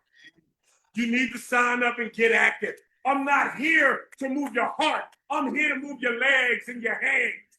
What God said, tend the field. The work is plenty, but the laborers are few. So we need folks to get out there and work. We need folks to get out there and work. It's cute to talk, but I'm past talking. You show me 3,000 talkers, I'll show you 3 walkers. 3, 1, 2, 3, that are way more effective. We chit-chat, and we running our mouths. Anybody got time for that? Ain't nobody got time for that. We talking about this gang movement. How are we gonna stop this violence in our communities? Love. Black love. Good energy. Good energy. Like he talking to his people, going out there. I'm out here telling people to speak life into your young brothers and sisters. Speak positivity. About 2023, I was on a beat. I'm a big meditator. Okay, the only way I stay balanced is through prayer and meditation. Yes, sir. Right? That's the only way I stay balanced. So I disappear for a week and I go somewhere and I meditate and I get right. So I was down in Florida in this little white island that they got that they don't tell nobody about. It's called North Captiva Island. We need to take as many black people out there as we can. Because it's a beautiful little island and they ain't got no cars on it. It's just golf carts. And they riding around with all their little racist little flags and everything flying around. And I was like, oh, I see where this is y'all coming to get away from us, right? So I'm down there on the beach, I'm chilling. And I keep it real, one of our white donors. I'm not $99 million BLM. I'm a couple 100,000 BLM, right? So one of our white donors said, you folks, you need to get away, go and stay at my house. So I'm out there meditating. I get a call from Politico. And they said, Mayor Adams said, if Black Lives Matter really cared about black people dying, then they would do something about these killings in the street. Duly noted. So we came back and we launched us right here. It was his first year with us. His first year with us. He's a 15-year-old kid just helping. He was working some of you. He was working with us. And now he's grown in the organization, right? He's grown in the organization. So what did we do? We got the 20 most violent neighborhoods in Harlem, and we went out there with love, with peace. So every day, she said every day because it was hot. It was hot. You talk about Africa, it was Africa in Harlem. It was hot. Okay, we went out there with painting, games, big connect fours, chess, free books, revolutionary messaging, free food, and good music. Yes, sir. And we just set up on corners for 4 hours, from 3 to 7. 3 to 7, everybody could come outside. You had homeless people who we see through that were seen in that moment. They part of the community. Sisters brought their families out to have fun. And the kids, you don't need no babysitter. You don't got to go all the way to the park. We right here on the block, right? And just doing that, spreading love. We brought down shootings in those areas by 40%. 40%. 40%. We saved lives. The proof is in the pudding. The proof is in the pudding. I'm gonna land this plane. Because the Machiavelli books I leave, they say, I'm flying because Machiavelli say leave them wanting more. That's the 48 law. I want you to want more. I want you to say, hey, Hawk, show me how to do this. I would be more than happy to. You don't have to sign up. You don't have to do anything. Just call me and be like, Hawk, I want to solve this problem. I got you. So we're going to land this plane. First time I linked up with Brother Malik, Zulu Shabazz, was Tulsa. Tulsa was the 100th anniversary. God bless his soul. Jesse Jackson and them was out there boogaloo dancing, and the other black leaders was dancing. We had about 1,000 strong black women and men marching through there with firearms and sidearms, long guns and sidearms. It said, we dare you to do it again. We dare you to do it again. Yeah, I see some eyes bulging. Yeah, we done it in a few cities. Not just Tulsa. But I'll tell you something. When we united in our blackness, they're already scared of us. But when we united in our blackness and we are strategic, we marched down that block. I seen a battalion of white cops come marching around that corner. They turned back around. It started marching the other way. You understand? That's what black power look like. And we trying to build it. We coming up on an election. I don't want to hear nothing from nobody unless you're talking about the 300,000 black women that lost their jobs under this administration. Unless you're talking about how they defunded the black woman, you ain't got nothing to say to me, Cory Booker. You ain't got nothing to say to me, Gavin Newsom. I want to hear how you're going to replace those jobs. I don't just want you to tell me how you are going to bring back civil rights. How are you going to codify them so they're untouchable? Let me tell you something. You don't have to believe me, but I've told you enough for you to believe this word. The plan to defund states who don't do what you say was my plan. I told the Democrats, and they went to Kamala and them, and they was like, oh, them niggas too radical. What do they know? We know a lot. We know a lot. So we said, you don't have to fight Roe v. Wade to get in court. You don't have to fight DEI defunded in court. You don't have to fight that in court again. You just have to tell these states you will cut funding if they cut DEI and they stop women from getting abortions. Democrats said, nigga, shut up. Republicans said, oh, nigga, you're right. And that's how Trump is having his way. They ignored it. I'm giving you a chance not to be like them and not to ignore me.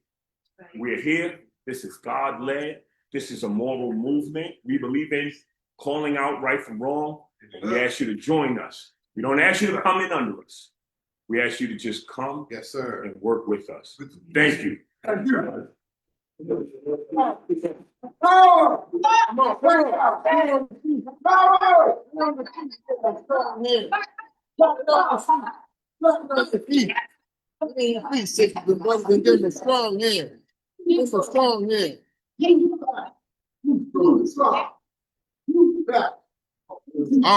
right. Now y'all stick here. Because we're going just like we said we would go, right? Y'all fired up, right? Yes. We want to help to build the strongest movement in New York. We are trying to build the strongest movement in the United States of America. That's right. What our goals are. We ain't here for a small goal. Right. We believe with us here and what you're hearing and those who are watching, that we can build the strongest black movement in the United States of America. That's right. Look in this city. Got the strongest, one of the strongest. I don't want to make nobody mad. Make them mad.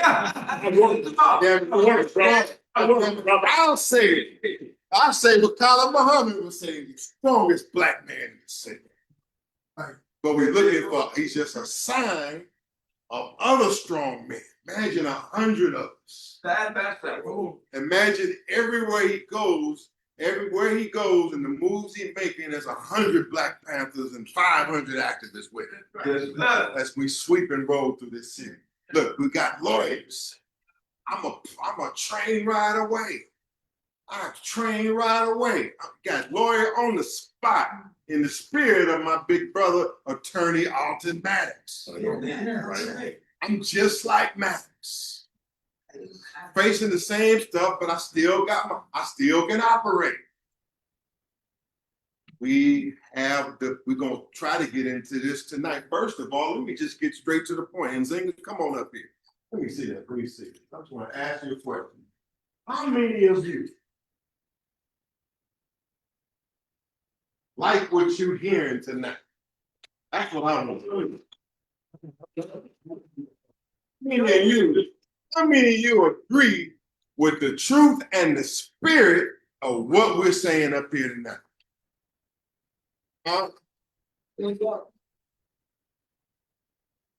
How many of you will wear this pant and wear it proudly and come as you are? You ain't got to put on no boot. You can wear boots and fatigues.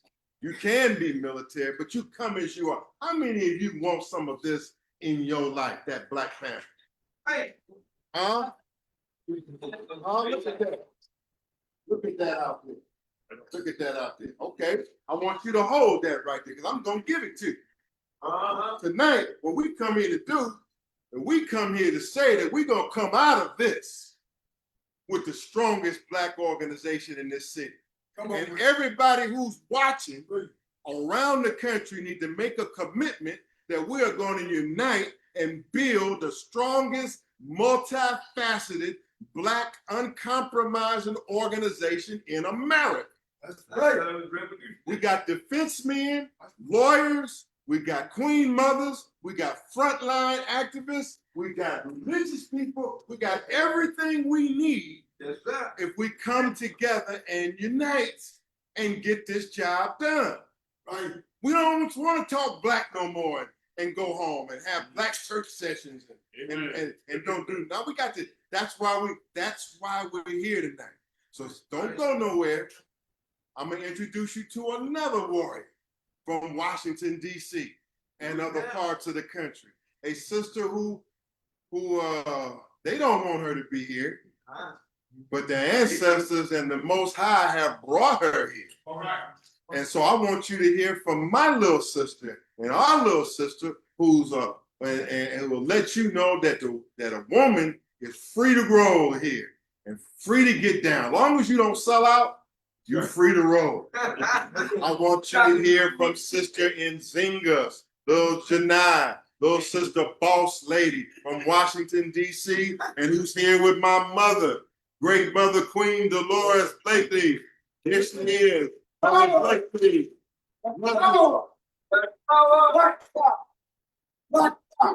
Bring on Nzinga. I gotta acknowledge here. We wouldn't be here without this long time warrior. We wouldn't be here without her holding the line. Without him saying the next, something hard. Long time Darby, long time serving the College Bahama. My big sister, she's been patient. Black Power, but we gotta get some donations, but we'll get it. Let's bring her on.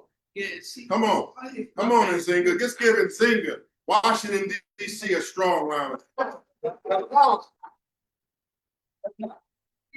Everybody, my name is Sister Janae. They call me General Janae, Queen Nzinga. And I wouldn't be here if it wasn't for Queen's mother. Y'all tried to like. So let's please give her another round.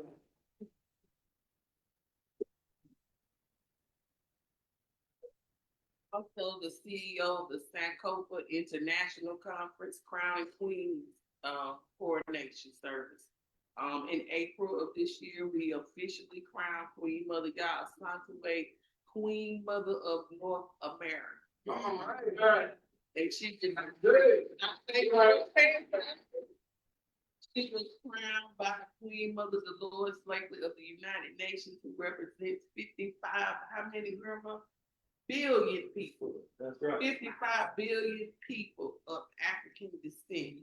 Okay, so the Sankofa International Conference, we honor queens and kings, like Baba New World. He was supposed to get crowned as well, but he didn't feel that way. He didn't feel that well that day. But we encourage you, just look around the women. It's a lot more ladies in here than it is men, right? Not all of us queens on the front line. Even if you look into the history of the Black Panther Party, 80% of the party members were women. Yes, indeed. So you can be a Panther, you can be a leader, you are a leader in your community, you are big mamas in your neighborhoods. Be that. We encourage that. We want to celebrate you. If you are a big mother or a big papa in the neighborhood, that's what we do at Sankofa International Conference. Now, next year we're coming back in 2027 to officially invite Queen Mother Dolores Blakely into the royal family. I am a member of the royal family throughout the diaspora, coming from Angola, Queen Nzinga land. If you don't know where that is, in the Congo.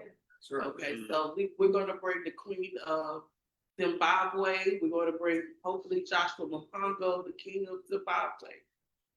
We also have some other kings and queens that we crown around the world, and we recognize the work that they're doing in our community. You know, so let's give ourselves a round of applause. Panther did the work, and like Brother Tulu said, we want a Panther in every household. That is our goal. That's the ultimate soul duty of a Panther, is to create a Panther in every household. If you just call us to come, we only gonna come and we leaving. And then what you gonna do? You know what I'm saying? So I practice and I teach political education for the Black Panther movement. Right. You have to go through your 30 days, 60 days, 90 days, okay, of political education. If you don't get that, you have no idea what you're fighting for. You know what I'm saying? And right. And I want to thank my national chairman that I served under national chairman Hashim Nzinga for putting his foot on my neck and telling me to learn something. You can't just pop up in a Panther formation and become a general. I earned my rank. Right. I put in my time. I did the work. I continue to do it.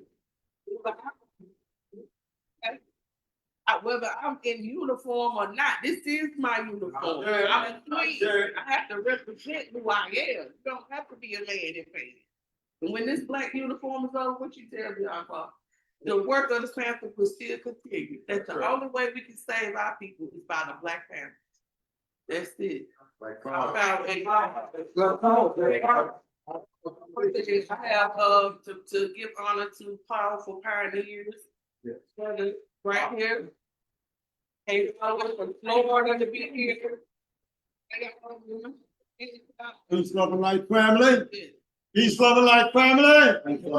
Peace, love, and light, family. They know me as Baba Ja's son. Okay. Now, even though I'm coming from Central Florida as part of the powerful pioneers, I bring health and wellness. That's the area that I focus on for our people, because you can't have powerful warriors with all disease and sickness and everything that's going on. We still have syphilis experience happening in our neighborhoods, all kinds of experiments. So I'm from New York because I went to Wingate High School. For some of you may not realize, January '87, I landed at JFK. 5 months later, May of '87, I took my ministry to the streets, right up Nostrand and Sterling Street. I live 1 block below Empire Boulevard, just down the street from Medgar Evers College, since 1987. And I've been educating people on health ever since then. Because I came from the hills of Westmoreland, the island they call Jamaica, living off the land, 6th generation farmer, living without electricity for 7 years.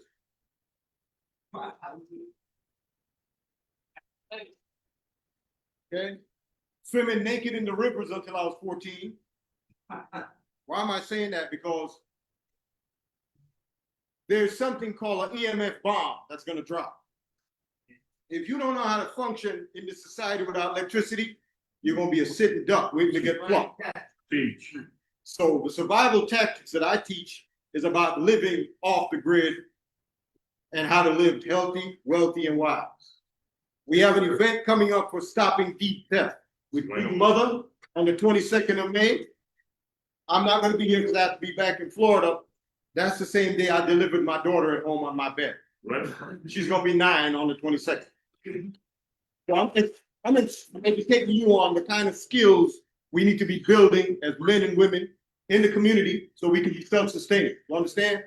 These are the kind of skills: the herb, the healing, the defense, the nutrition, the survival tactics. If you had to put on a 50-pound book bag and walk out of New York City, how would you do it? See what I'm talking about? This is the kind of stuff we're going to be building together. This is nation building time. Yes. All right. So that's why I'm here. Just thankful to be here as part under the man, one of my greatest. I'm a been a Garveyite since 2. They taught me about Marcus Garvey when I was 2 in Jamaica. I became a Garveyite then.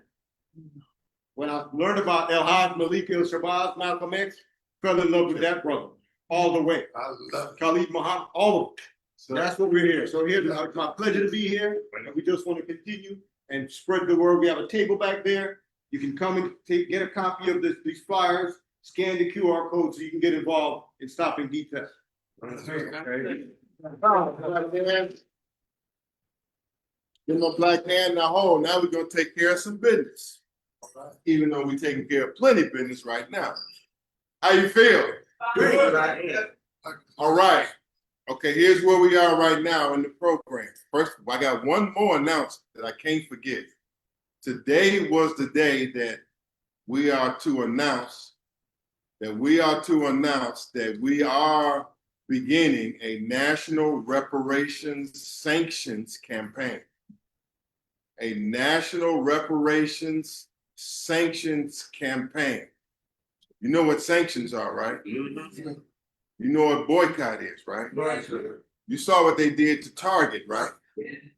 Over DEI, right? Are you more upset over reparations than DEI? I'm not knocking the DEI call. I'm just asking you, are you more upset about not getting your reparations than them taking away DEI? Okay, well, what we're saying today, and to everybody that's listening, Wells Fargo has some of our reparations. Aetna has some of our reparations.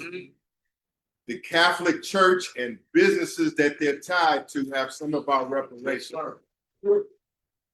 What we're saying to you is that colleges in the South that are in states that are taking Black voting rights, these colleges also have ties to the slave trade.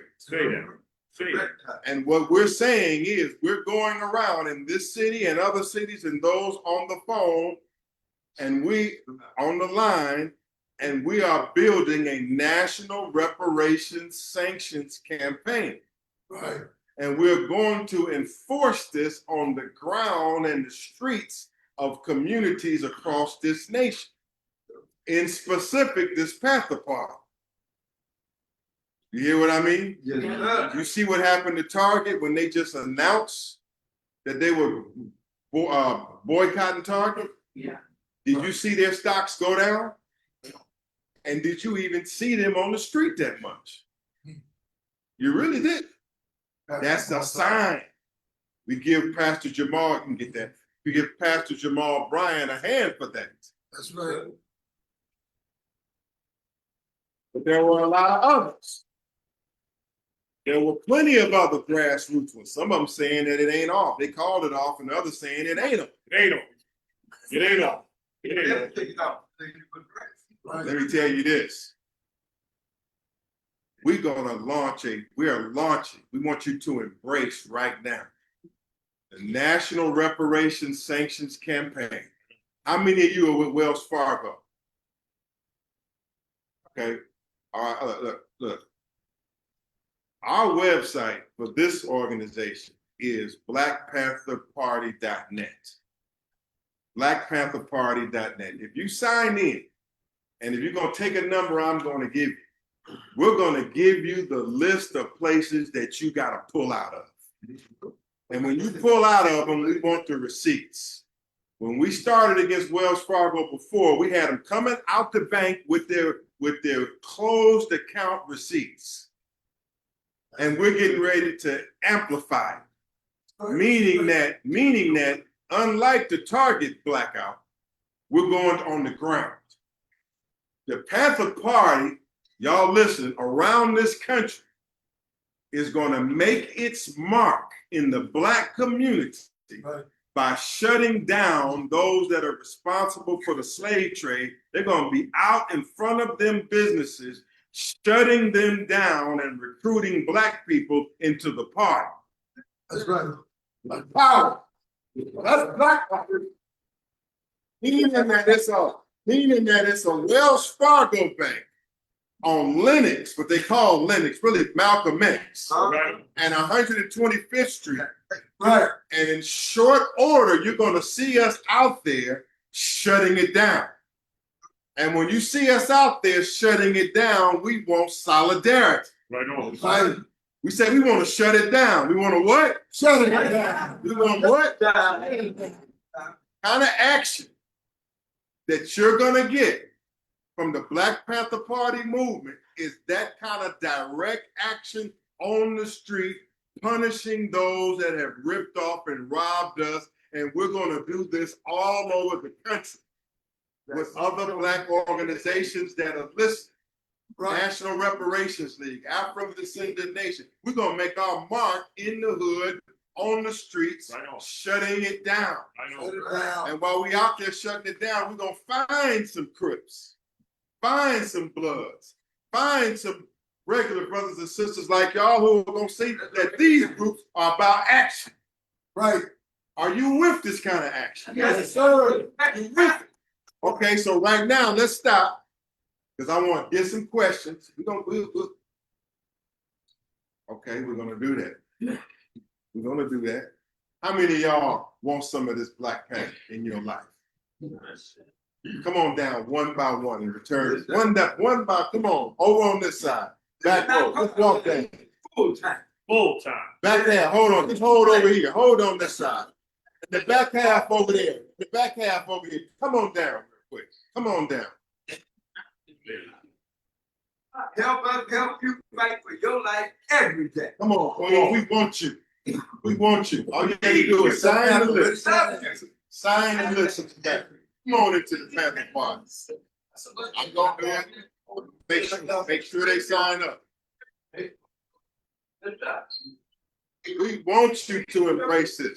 This is spiritual. This is political. This is cultural. And this is what Black people, this has a high approval rating in the Black community. They know that when they see this, it means strength and it means action. This is the Black Panther Party movement. Come on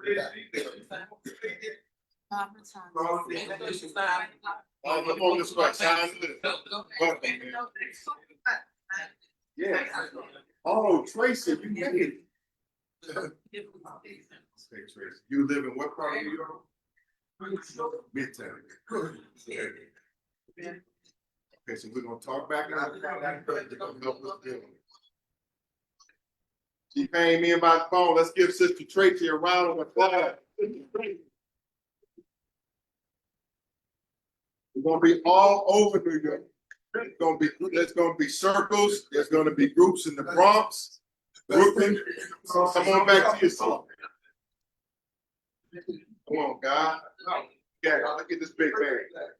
Yes, sir. What's your name, bro? Khalid Shabazz. Go ahead. Okay, I'm gonna give my number out now. I want to hear from you. You sign that, let's give you my number. Hey, look, y'all. Let's give this warrior a round of applause. Imagine 1,000 more. Imagine 1,000 more like it. Come on back to your seat, guys. We're closed on up. Let's give him a black hand.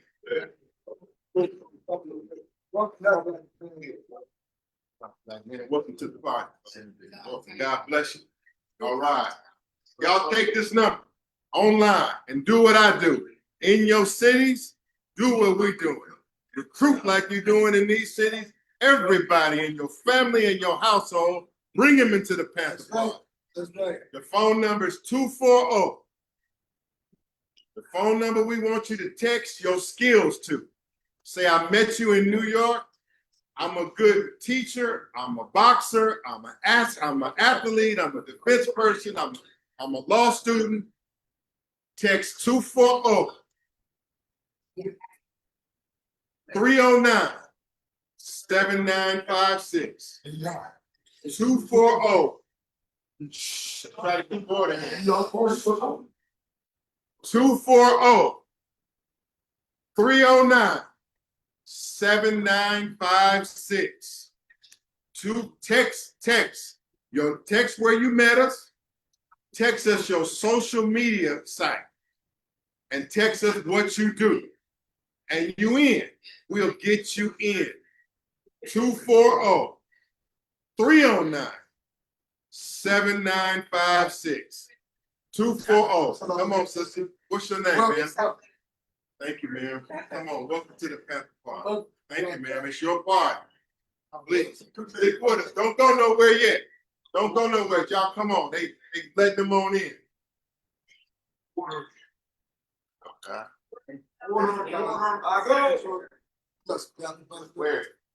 Where?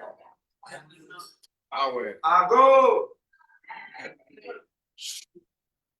Okay, y'all come on. Welcome. Let's get brother's bag on. Put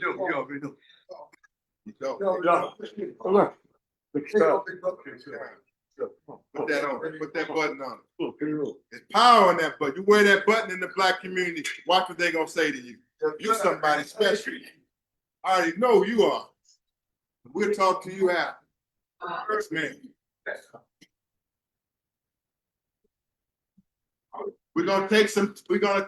Brother Hawk and I are gonna take some tactical questions.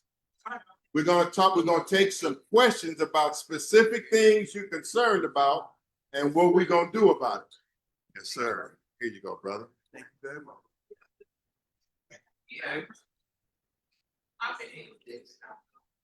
All across the country, if you're an activist, sign in with the Panther Party. If you're a defense person, sign in with the Panther Party. If you're a teacher, sign in with the Panther Party. If you say you're in the Crips and the Bloods, sign in with the Panther Party. If you say whatever you are, you're a college student, sign in with the Panther Party. You're a teacher, sign in with the Panther Party. All over America, sign in with the party. Sign in with the party. We want a Black Panther in every household. In every household. Make sure you're on, Farad. Don't check your face. Make sure you're on. Welcome to the party. Welcome to this.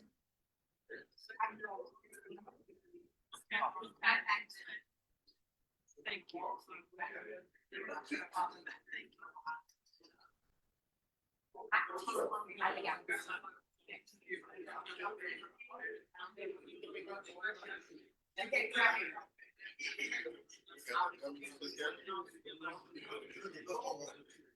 Got a lot of folks. All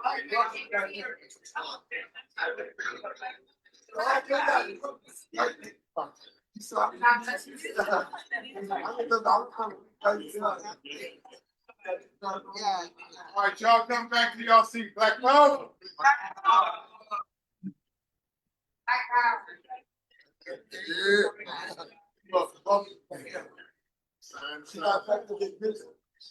Make sure you sign in your list. Make sure you sign the list.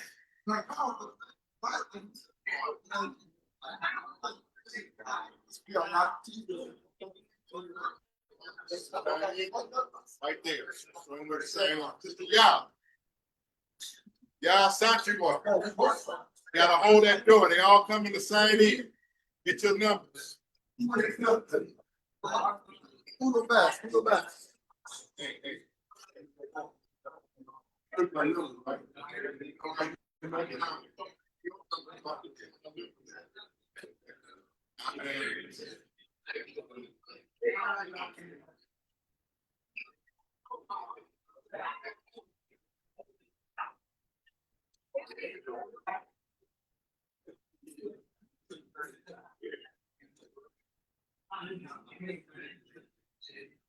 Okay,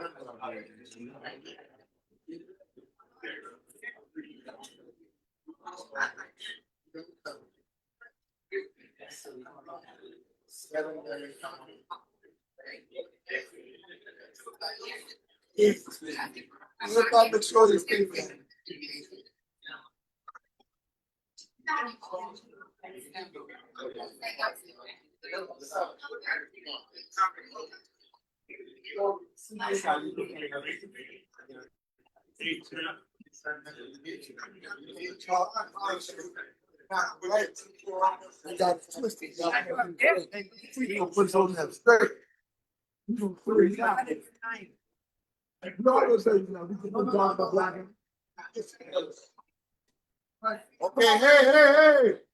Hey. Come back. Come. Order. Come on. Come on, so we got one more part. Black power. Come on, let's focus. Because we gotta take care of something with Brother Hawk here. We gotta take care of something. Bring it down, y'all. I go! Hey. Hey, this group have to go. I go! All right. Bring it down. Bring it down, y'all. All right, appreciate it. Okay, look. Oh. I go! Come in, bring it down.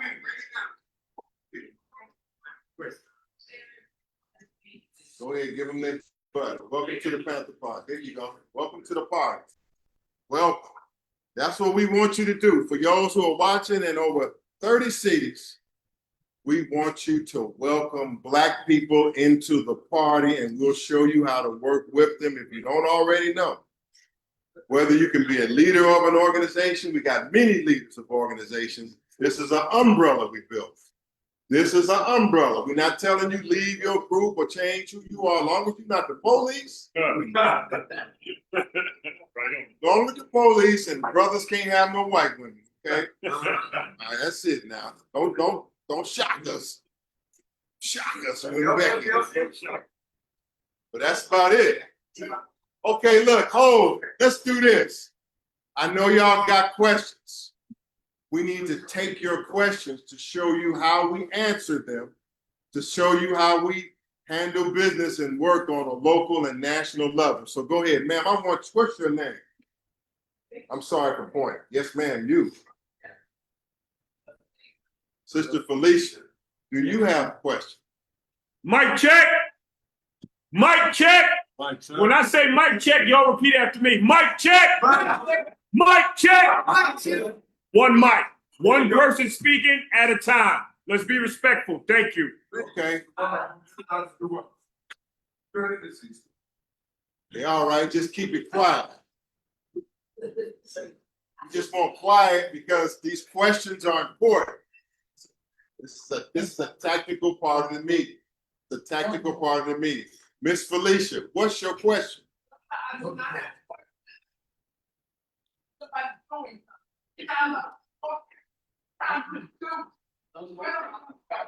Sister say it's time. She's tired of talking. What part of the city you live in? Brooklyn. You know Brother Hawk? Okay. New World Warrior. That's my sister. Oh, that's your sister. Yes, sir.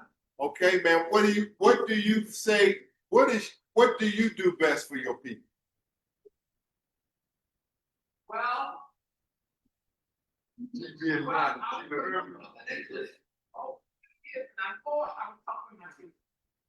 thought I was helping my people and teaching them who they were. That they're not slaves, they're great. You teach? So that's what I used to do. But I haven't done much lately. I guess I'm waiting to see the organization where I've been going to own the house. Man, we aim to be your choice. If you had that organization, what would you do? What would be your preferred mission assignment? Economic empowerment. Economic empowerment. We are not poor people. We spent $1.8 trillion to strengthen power of Black people.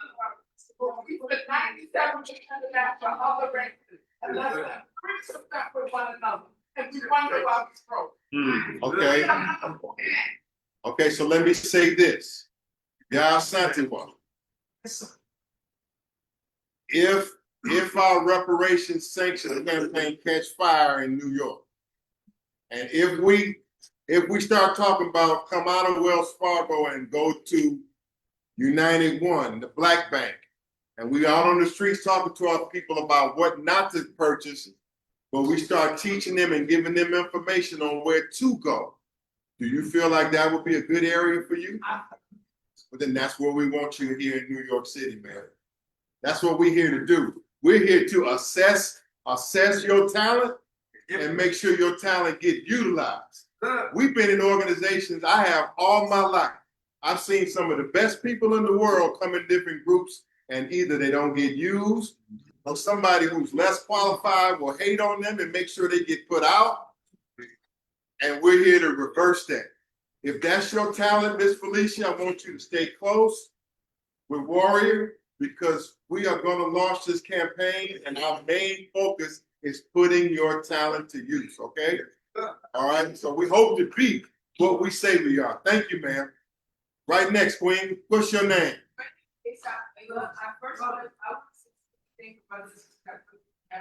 Me and his brother, we met just now with one of my local neighborhoods to celebrate Malcolm X, and so can't come in. Brother El High School, you guys never charge people Black person. That's just right on the sidewalk. It's a deplorable that people are trying to take our icons and make it transactional. That's disgusting to me. I became Muslim at 14 years old. I read the autobiography of Malcolm X at 8 years old. And I would never imagine that that would happen to our brother Malcolm X. That love space. We met in I'm next to Senator Cordell. I contacted her right away, and they sent me your flyers, and we came here right away. Thank you so much, brother, that organized it. Yes. I want to share this with you. I was the creative art director at the Boys and Girls Club on $54 million building. I was a teacher there, and then I got promoted to be a director. Once I learned that Bill Clinton, the Bush family, the Pinkerton family were the ones that raised those buildings, I started doing a deep dive because I had to ask myself, why in the world are all these Republicans building this school for these children across the street from the polo ground? It's down a radical. When you talk about non-profit organizations, the ways in which they funnel money, it's the deplorable, number one. And Harlem is already up and so we already know that we walk down 120 Michigan and see all these corporate brands. They're hard-hit, we don't hold any people responsible, and not let's talk about economic empowerment versus corporate. The Black business people are on the sidewalk, and it's disgusting to me. Our ancestors from the Harlem Renaissance are the ones that made Harlem Harlem. So now all these white tourists come and walk around and tourists tell me. Number two, this fake marijuana weed. Our children right now are walking the streets of Harlem Pie. I'm 40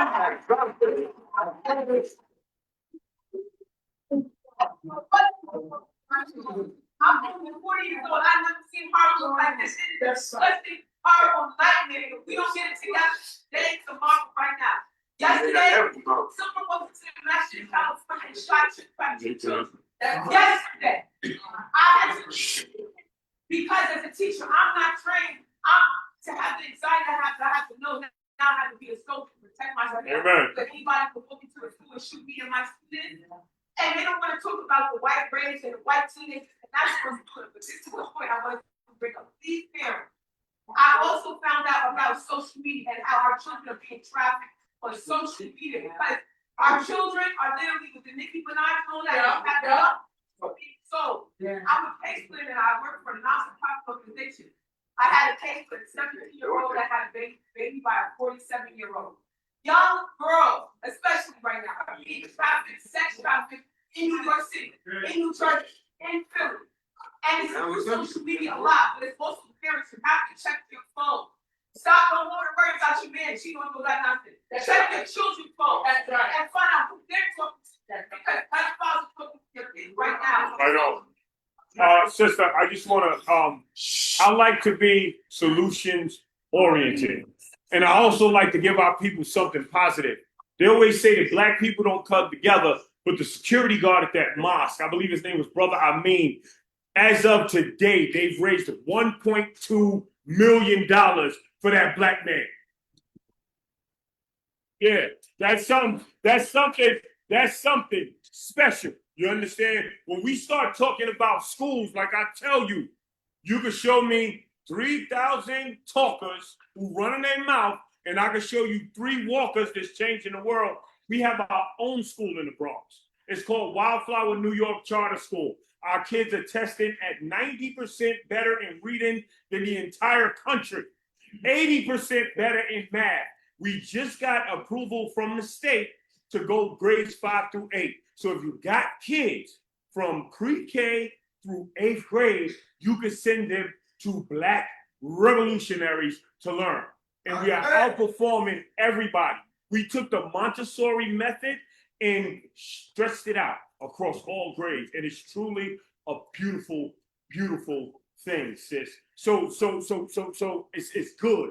We in tune with the problem, and we know that these people are protecting pedophiles. We know how they move, right? Let's focus on what we can do to fix us. Because while their empire is burning, ours is being built. There you go. Okay, so let's say this. Hold 1 second. Shh. Hold down a lot of chatter real quick. Shh. I'll go. These are the parts of the meetings that matter. Because this is where we glue these things together. This is how we beat all the other meetings. Okay, now look, ma'am, we got to build us a strong movement here in New York. It hurts me what you say about Harlem and others. We had to have a basis to deal with this. We're going to open up in all areas of this city. I'm going to work with him. I'm to a great extent, I'll follow his lead on many things. I'm just a few hours away. I got to try to lawyer this thing and organize it around the country. But I'm going to pay special attention to New York. And you're going to see me here in New York. Right. You're going to see me here like you won't go more than 3 weeks without seeing me. Because I know how special New York is. You're a teacher, another teacher, activist. Who else we got out here? Talk to me, New York. Tell me your skills. What's your skills, God? I'm a TV producer. Brother's a TV producer. Definitely. Also, just wanted to piggyback off the reparations talk. And I feel that one thing. Do me this favor, brother, so the nation can see you. Come ask your question right down here with us. I want the others. It's all right, but I'm the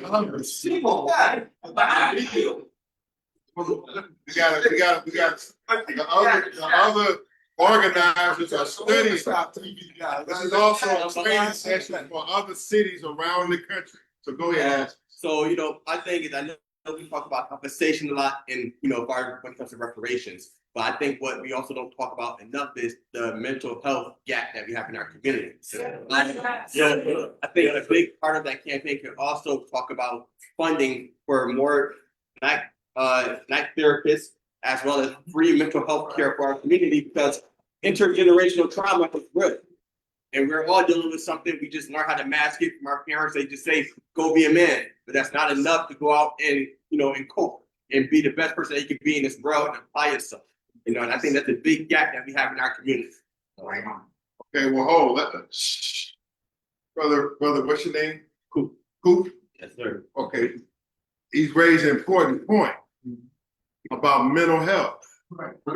So let's try to give you what we got here. Because if you're going to say we're going to solve the gang problem and you don't deal with mental health issues, then you're fooling yourself. You say you're going to work amongst youth and you don't deal with the mental health problem, you're just losing yourself.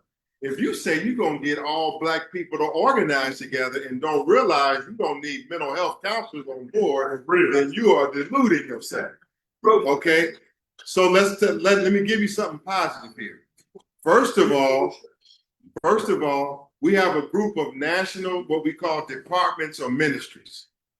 We have a certain amount of licensed professional counselors some psychologists and a psychiatrist that have joined on to the party and have agreed that they will help provide some of these services.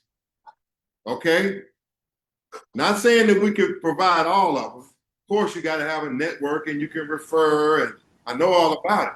But I'm here to tell you that we take it seriously, and we have a network of mental health professionals that we're dealing with. Let me tell you something else you don't know. I myself have 20-something years of professional experience in the mental health field. Persons who have intellectual disabilities and other severe behavioral issues. This is something we don't know. I don't talk about it a lot. But it's necessary for you to know that when we say that we take mental health seriously and that we don't have mental health practitioners on board, or as my brother said, that we can link and get to know the ones that we should connect to. All of them. And you know that we speak with credibility. And brother, I want you to stick with us on that issue. And I know that you're going to do something great. I know that you're going to join the communications department. We got some Sarnettas in it and others. Can I ask the gentleman's names? I need to get the gentleman's name and his website or his link. They need to give out their Instagram. The gentleman from New York that you're partnering, and the gentleman that's standing there now, they need to give out their handle information. We know information, please. We are going to find a way to utilize his talent. Talk to me out there, man. Come here. I hate to run you, but it's instructive for the other organizers to see you. What I want y'all to understand is that being live in person with your people beats being on video any day. We have gotten these devices and stopped talking to people. Stop letting them feel you and interact you. And we've gotten into watching stuff only on social media. We force ourselves back into the community, old school style. So you can feel and know who we are. We interact with our people. Yes, ma'am. Yes, my name is Sherry Culpepper. I am 4th generation Harlemite. Right. I have 3 children, 45, 32, and 29. I have 3 grandchildren, 3, 2, and 1. I am a first-degree black belt. I am a operating engineer. I operate heavy equipment under 14 tons here in New York City, local 15. And what now? That's right. Heavy equipment operator. I'm a construction engineer. That's right. Please understand that I have been on a mission to save my great-grandmother's property that she moved into in 1929. And all these coons that have been, saying we are for the people and, affordable housing and demonizing folks, they have turned their heads. And when I figured out how I had to take care of 12 squatters, that's when God led me to operating engineer when I was 50. This is a union that most people are white males getting in under 20 years old. I was the only old black female in the entire 4 years. They didn't want me there. They had bets that I wouldn't last 2 weeks, and I kept showing up. Because God put me on a mission. Said, gonna go far. And I realized, and I'll keep it quick, I realized that after 12 years doing this, I'm like, this wasn't just for me. When I saw the sister, she may have left. Chef Tammy, I was visiting a friend. I had to decompress. Because when you in this fight by yourself, you like this. I spend more money on these people living free in my house than I do on my own children and grandchildren. I'm telling all of my elected officials, something's wrong. Why is this like this? Why y'all not stepping up and helping a hardworking? I voted for you. These people in my building don't even vote. So what else do? I was a morning show producer for 30 years. I worked at KISS FM. I moved to Chicago. I moved to Los Angeles. I worked with Shirley Strawberry, that's now with Steve Harvey. I did all of that. But I came back to Harlem because this is what I love. I love my people. I love the ones that have been disenfranchised. I don't walk past anybody and look down on them because I know I am one bad decision from them. That's all it takes, one bad decision. Yeah, there you go. You can't look down on anyone. Because that could be us tomorrow or later today. So whatever I can do, my brothers, I am here for you. Okay, let's stop. First of all, let's give her a strong hand.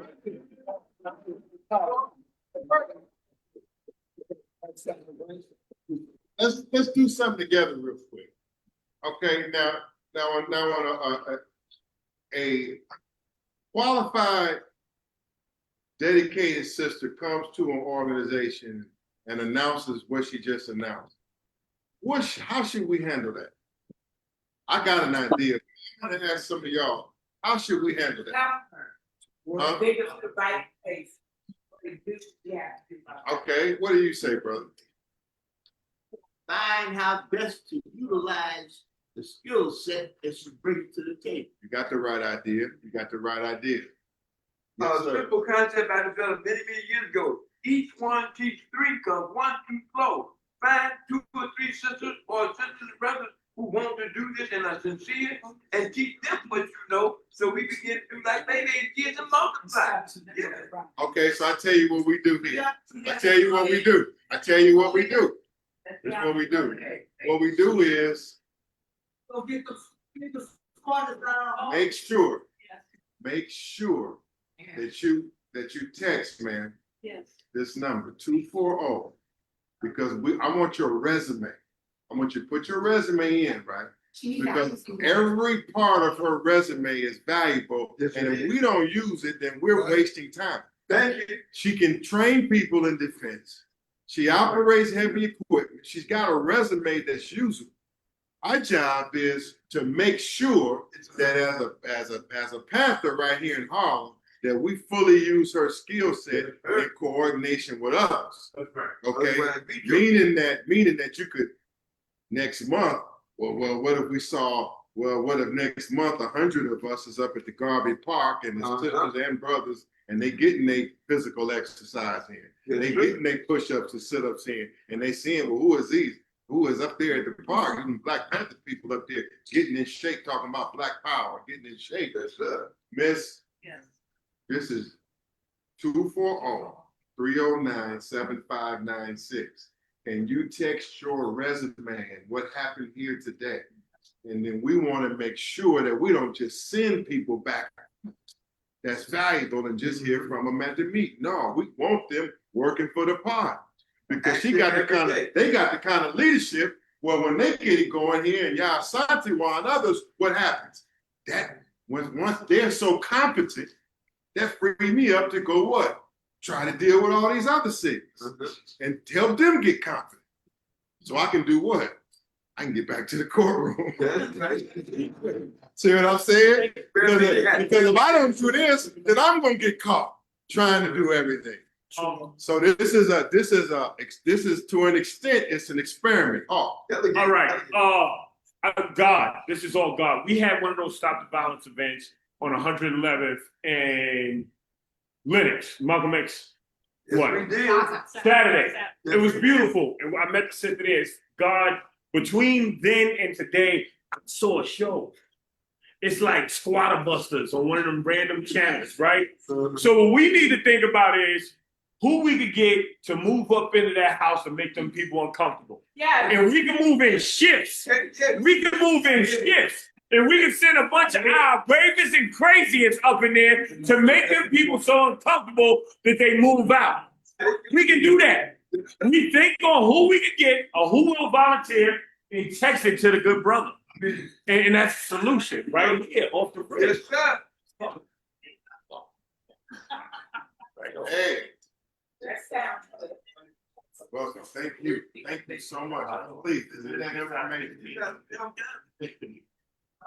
Okay, Queen Mother Blakely wants to say something. Oh. Queen Mother. In the spirit of my ancestors, I come before you.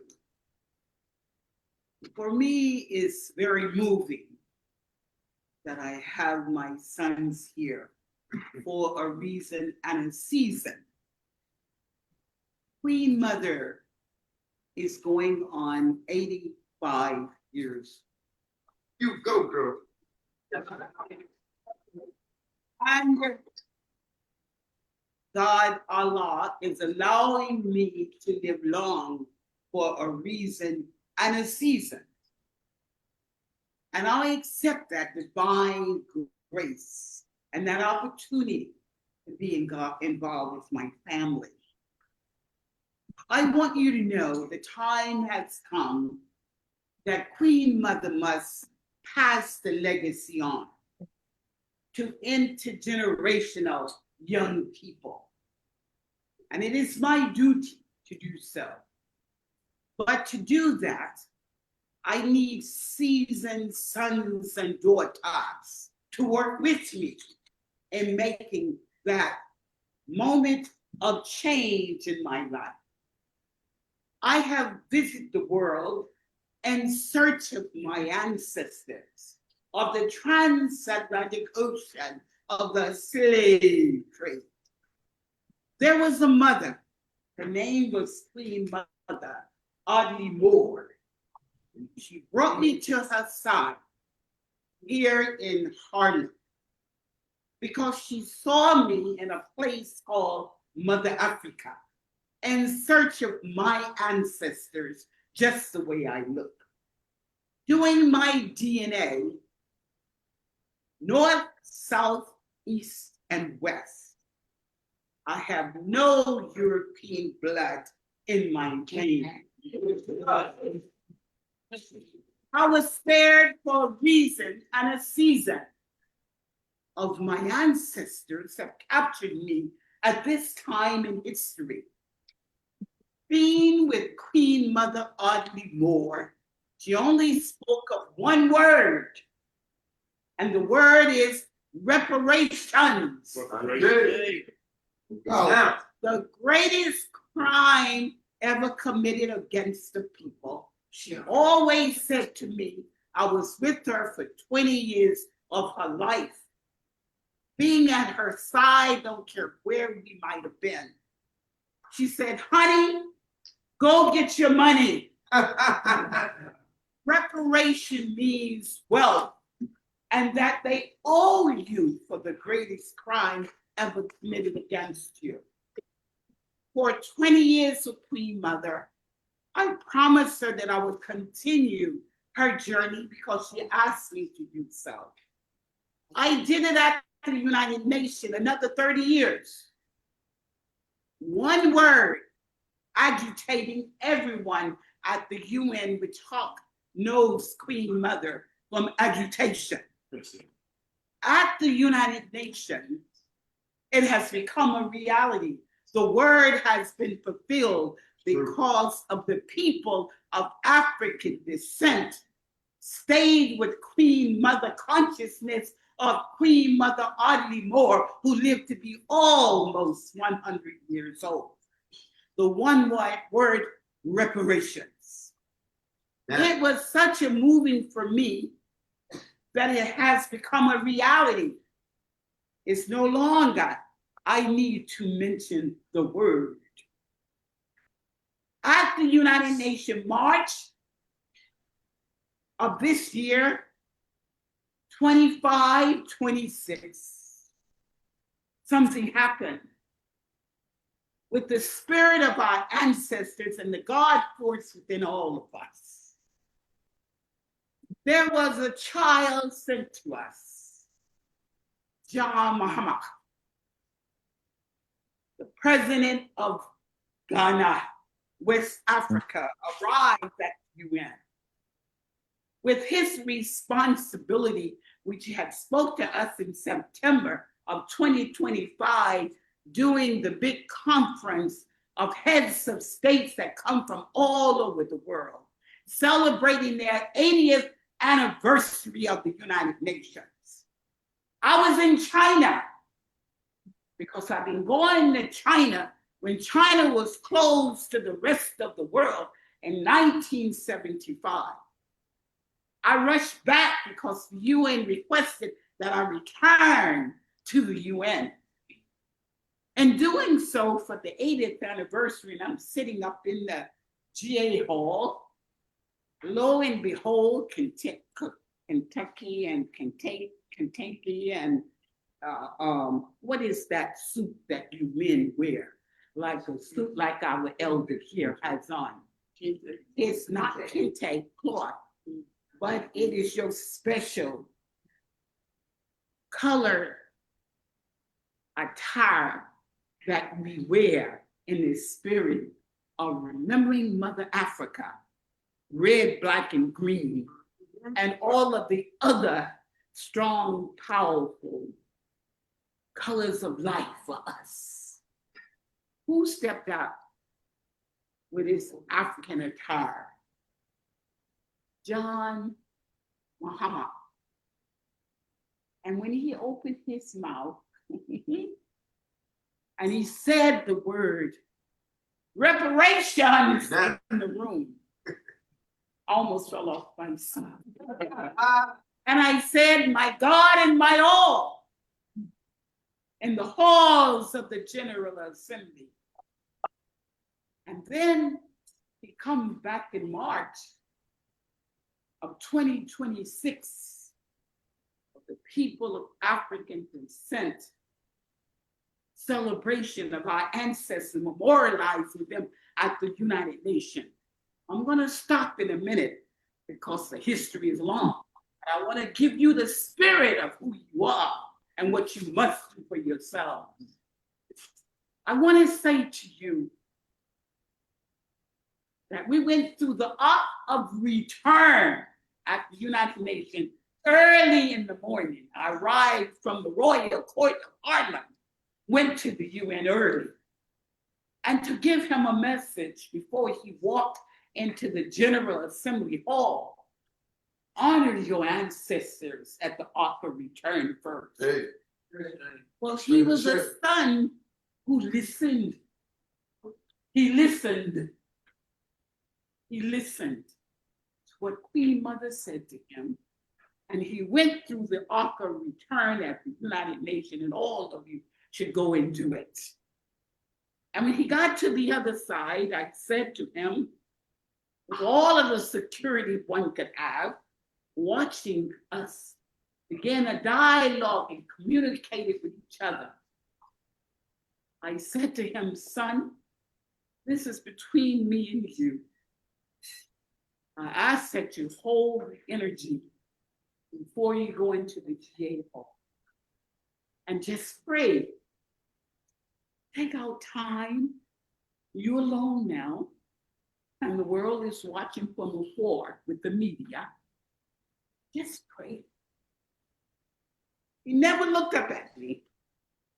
He looked down as I was talking to him. And he said, as I spoke to his spirit of my ancestors to him, all John Muhammad said to me, yes, Mama, yes, Mama, yes, Mama, yes, Mama, yes, Mama.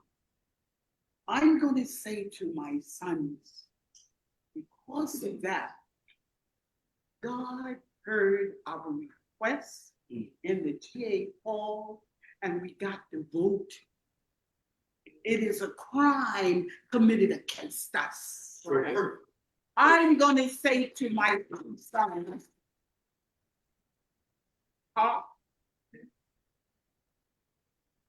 Malik, there is a building in Harlem.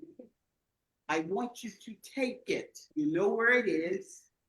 Queen Mother had that property for years, waiting for all of you. Waiting for all of you. You know the property. It's not about Queen Mother. It is a resolution for the healing modality of our youth. You don't need to cry anymore, Mama. We must do it. Come on. Come on. Everything that lies in the belly of Mother Africa, it is us. It is our womb. We're the nurturers of the world, civilization. And everything we're looking for is in our womb. And so I say to you, grab this spiritual space where Mama Winnie Mandela came to. You know exactly where it is.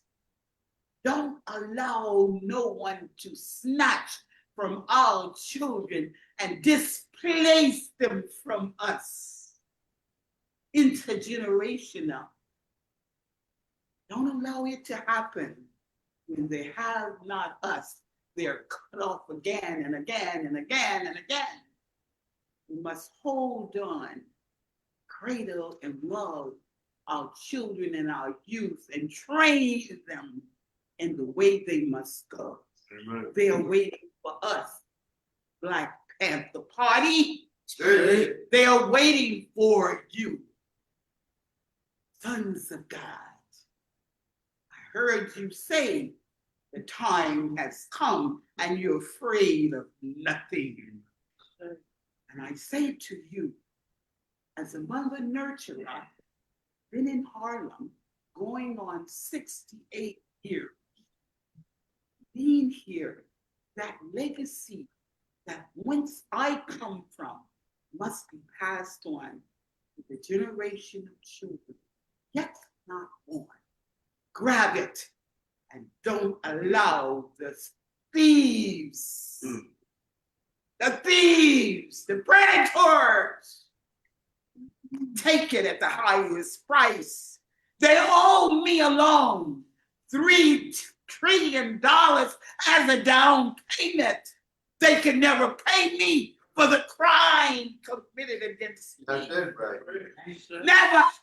But I will accept $3 trillion as a down payment, and I know exactly what to do. I am the queen mother of hip hop, and I'm gonna drop the mic. Boom. I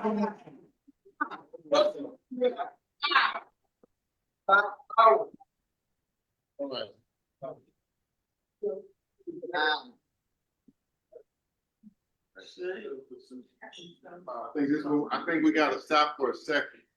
You gotta stop for a minute. Because well, first of all, we gotta take care of some business. We gotta clarify something. You speak of 145th and St. Nicholas, am I right? Do I got that right? Huh? 477, where you spent time. Yeah, I know. Give me that address. 477 West 142th Street. 142nd Street. Okay, here's what we gotta do. We have to do this.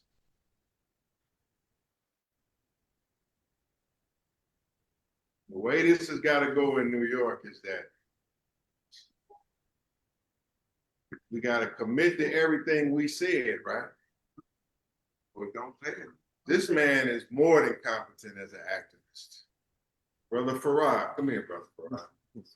Brother Farad been here for several days in advance. He knows New York well. He's here. Okay.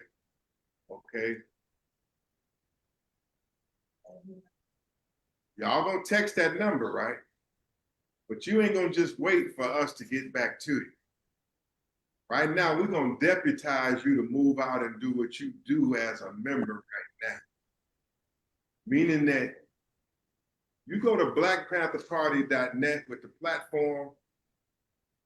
If you can't even find that, go get the 10-point platform of the Black Panther Party. Go out there now and recruit and reach and teach. You out there, you can reach. We talked about these street organizations and gangs and young people. If you say you join the party, go get 5 or 10 more and report back to the number. Let me let these activist leaders gonna respond to the texts and help in the direction we give it, right? Let them Let them do, I can trust that with the organizers are here that we spoke to and others that we're about to advance our program. We're gonna be in Harlem, Bronx, we're gonna move out across the city and we're gonna make our work bonding. Well, Brother Hawk is moving, he's already got a following. We're not trying to insult him, but we're saying we want to be with him. We want Panthers everywhere with him. When they say he was from one way, he was with 100 Panthers. Because he's already got 4 or 5 things he's covering that y'all obviously like because you were eating it up. So he knows what to do. We send a certain amount of soldiers to him, that solved that. Some of the rest of y'all with talent and defense and others, you'll hear from Brother Farad as we analyze this. We're gonna give out some instructions. But you know right now, you can go and recruit some more to what you hear. Go and get some more. Free me up. Free me up so that I can come back to Queen Mother here and I can take her legal pleas. I can really look at what she's facing and I don't have to try to split my brain into too many directions. And I can take the fight that she's facing and take her pleadings and I can go into my office with my staff and I can take time and attention enough to analyze what she's doing so I can see how to help her because she's been so good to me and my teaching and so good to our people that I'm gonna find some way to help her with the legal skill that I have. All right? So can we make that agreement? Yes, sir. That y'all are empowered to go and get some more and we'll work it out. If you need some help, text your information. We're gonna get back to you, but don't say I couldn't do nothing because I didn't hear back from them. We're saying as long as you ain't the police, move out now. Go ahead on, man. You good. We'll work it out. And if you need to hook up with somebody, you hook up with Hawk, you hook up with Farad, Brother Akbar's around the country, but he's reliable. Let me cap what I'm doing here. Y'all Santiwa more than reliable.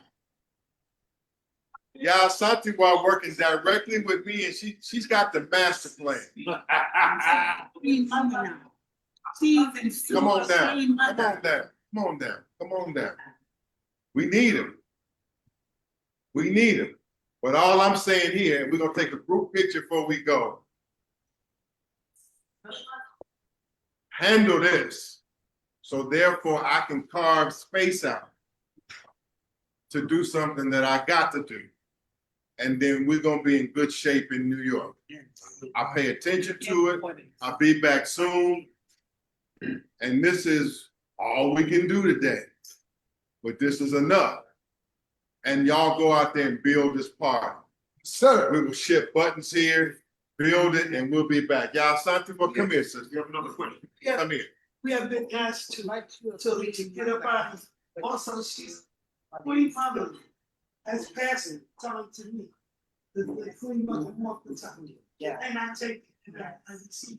But I think it's just so believe it. Open his eyes. Yeah. She opened his eyes. Some coffee every year. She's surprising me now. She is totally surprised me with her New York international work. Okay, so let's say this before we go. Let's say where we go. Let's see where you go. This, even though it's later in the day, this is gonna be your finest hour. You and I are gonna coordinate closely. I don't see rainbows. Okay, you and I are gonna coordinate closely. And you're gonna take good care of this house. And you're gonna, and all these others, we're gonna let them blossom and let them grow. And we'll give guidance to it, okay? But I also want to thank I'm owned by a Black family. And we need to pool our resources together and support this establishment. We saved Sean Gate. And unfortunately, we had casualties of 8 people. Had to go to the other side just to keep his store open. So we want to make sure that this establishment remains, and all of us need to come together, put money in so that we can come to a decent place. That's right. You know, we will. And this is a fine place. I love it. And Garvey Day will be here August 17th. And I need some women to get on this line with me. I'm carrying the baton of the Honorable Yah Santawa. And I cannot fail. I've been passed by Queen Mother Blakely. I've been passed the baton of Queen Mother Moon. Okay. Of North America, but I say all over the world because we are the first people. So just think, because I got this raise up here, I'm glad to get it. Maybe now I get a little break. Okay, come on, if you join the party, come gather around. Let's get us a group picture, and then we'll end the meeting. If you join, come on, you're a part of this. We gotta get out. Get a picture, and then we'll leave on out in unity. You got to leave in unity. I got something for you. I'm like construction.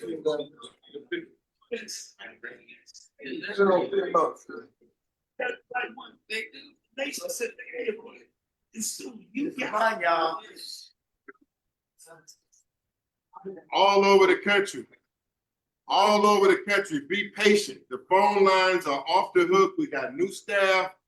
We got full-time headquarters, new staff coming on. Just be patient. You in. We're going to get your materials out to you. Don't lose faith. It's growing so fast, we got to catch up to it. Okay?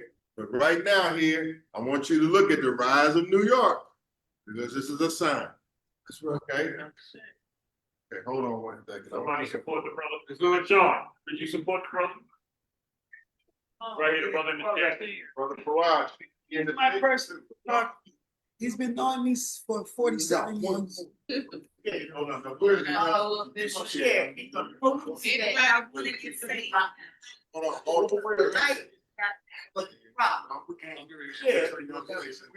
is dark seeking. We're back. Dark seeking.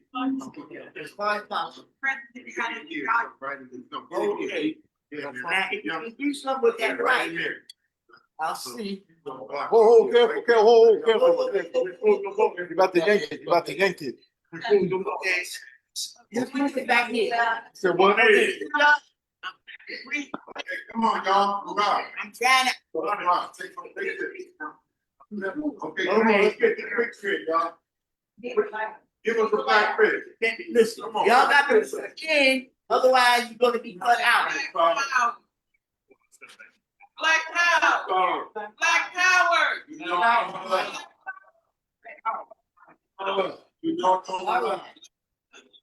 Right. Okay. Hey, Sean, you chance like that phone right there. Like that. Okay. Okay, I got it. I got it. Okay. Now. Okay. All right. Black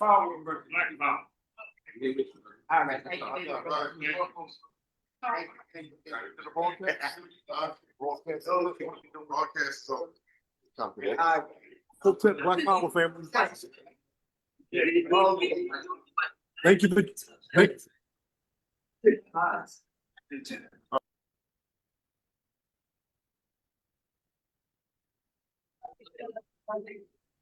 Hotep Black Power, thank you very much for joining us. Please follow us on Facebook, also on Instagram. Go to our page at blackpantherparty.net. I'm Dashan Farad, National Communications Director, Hotep Black Power.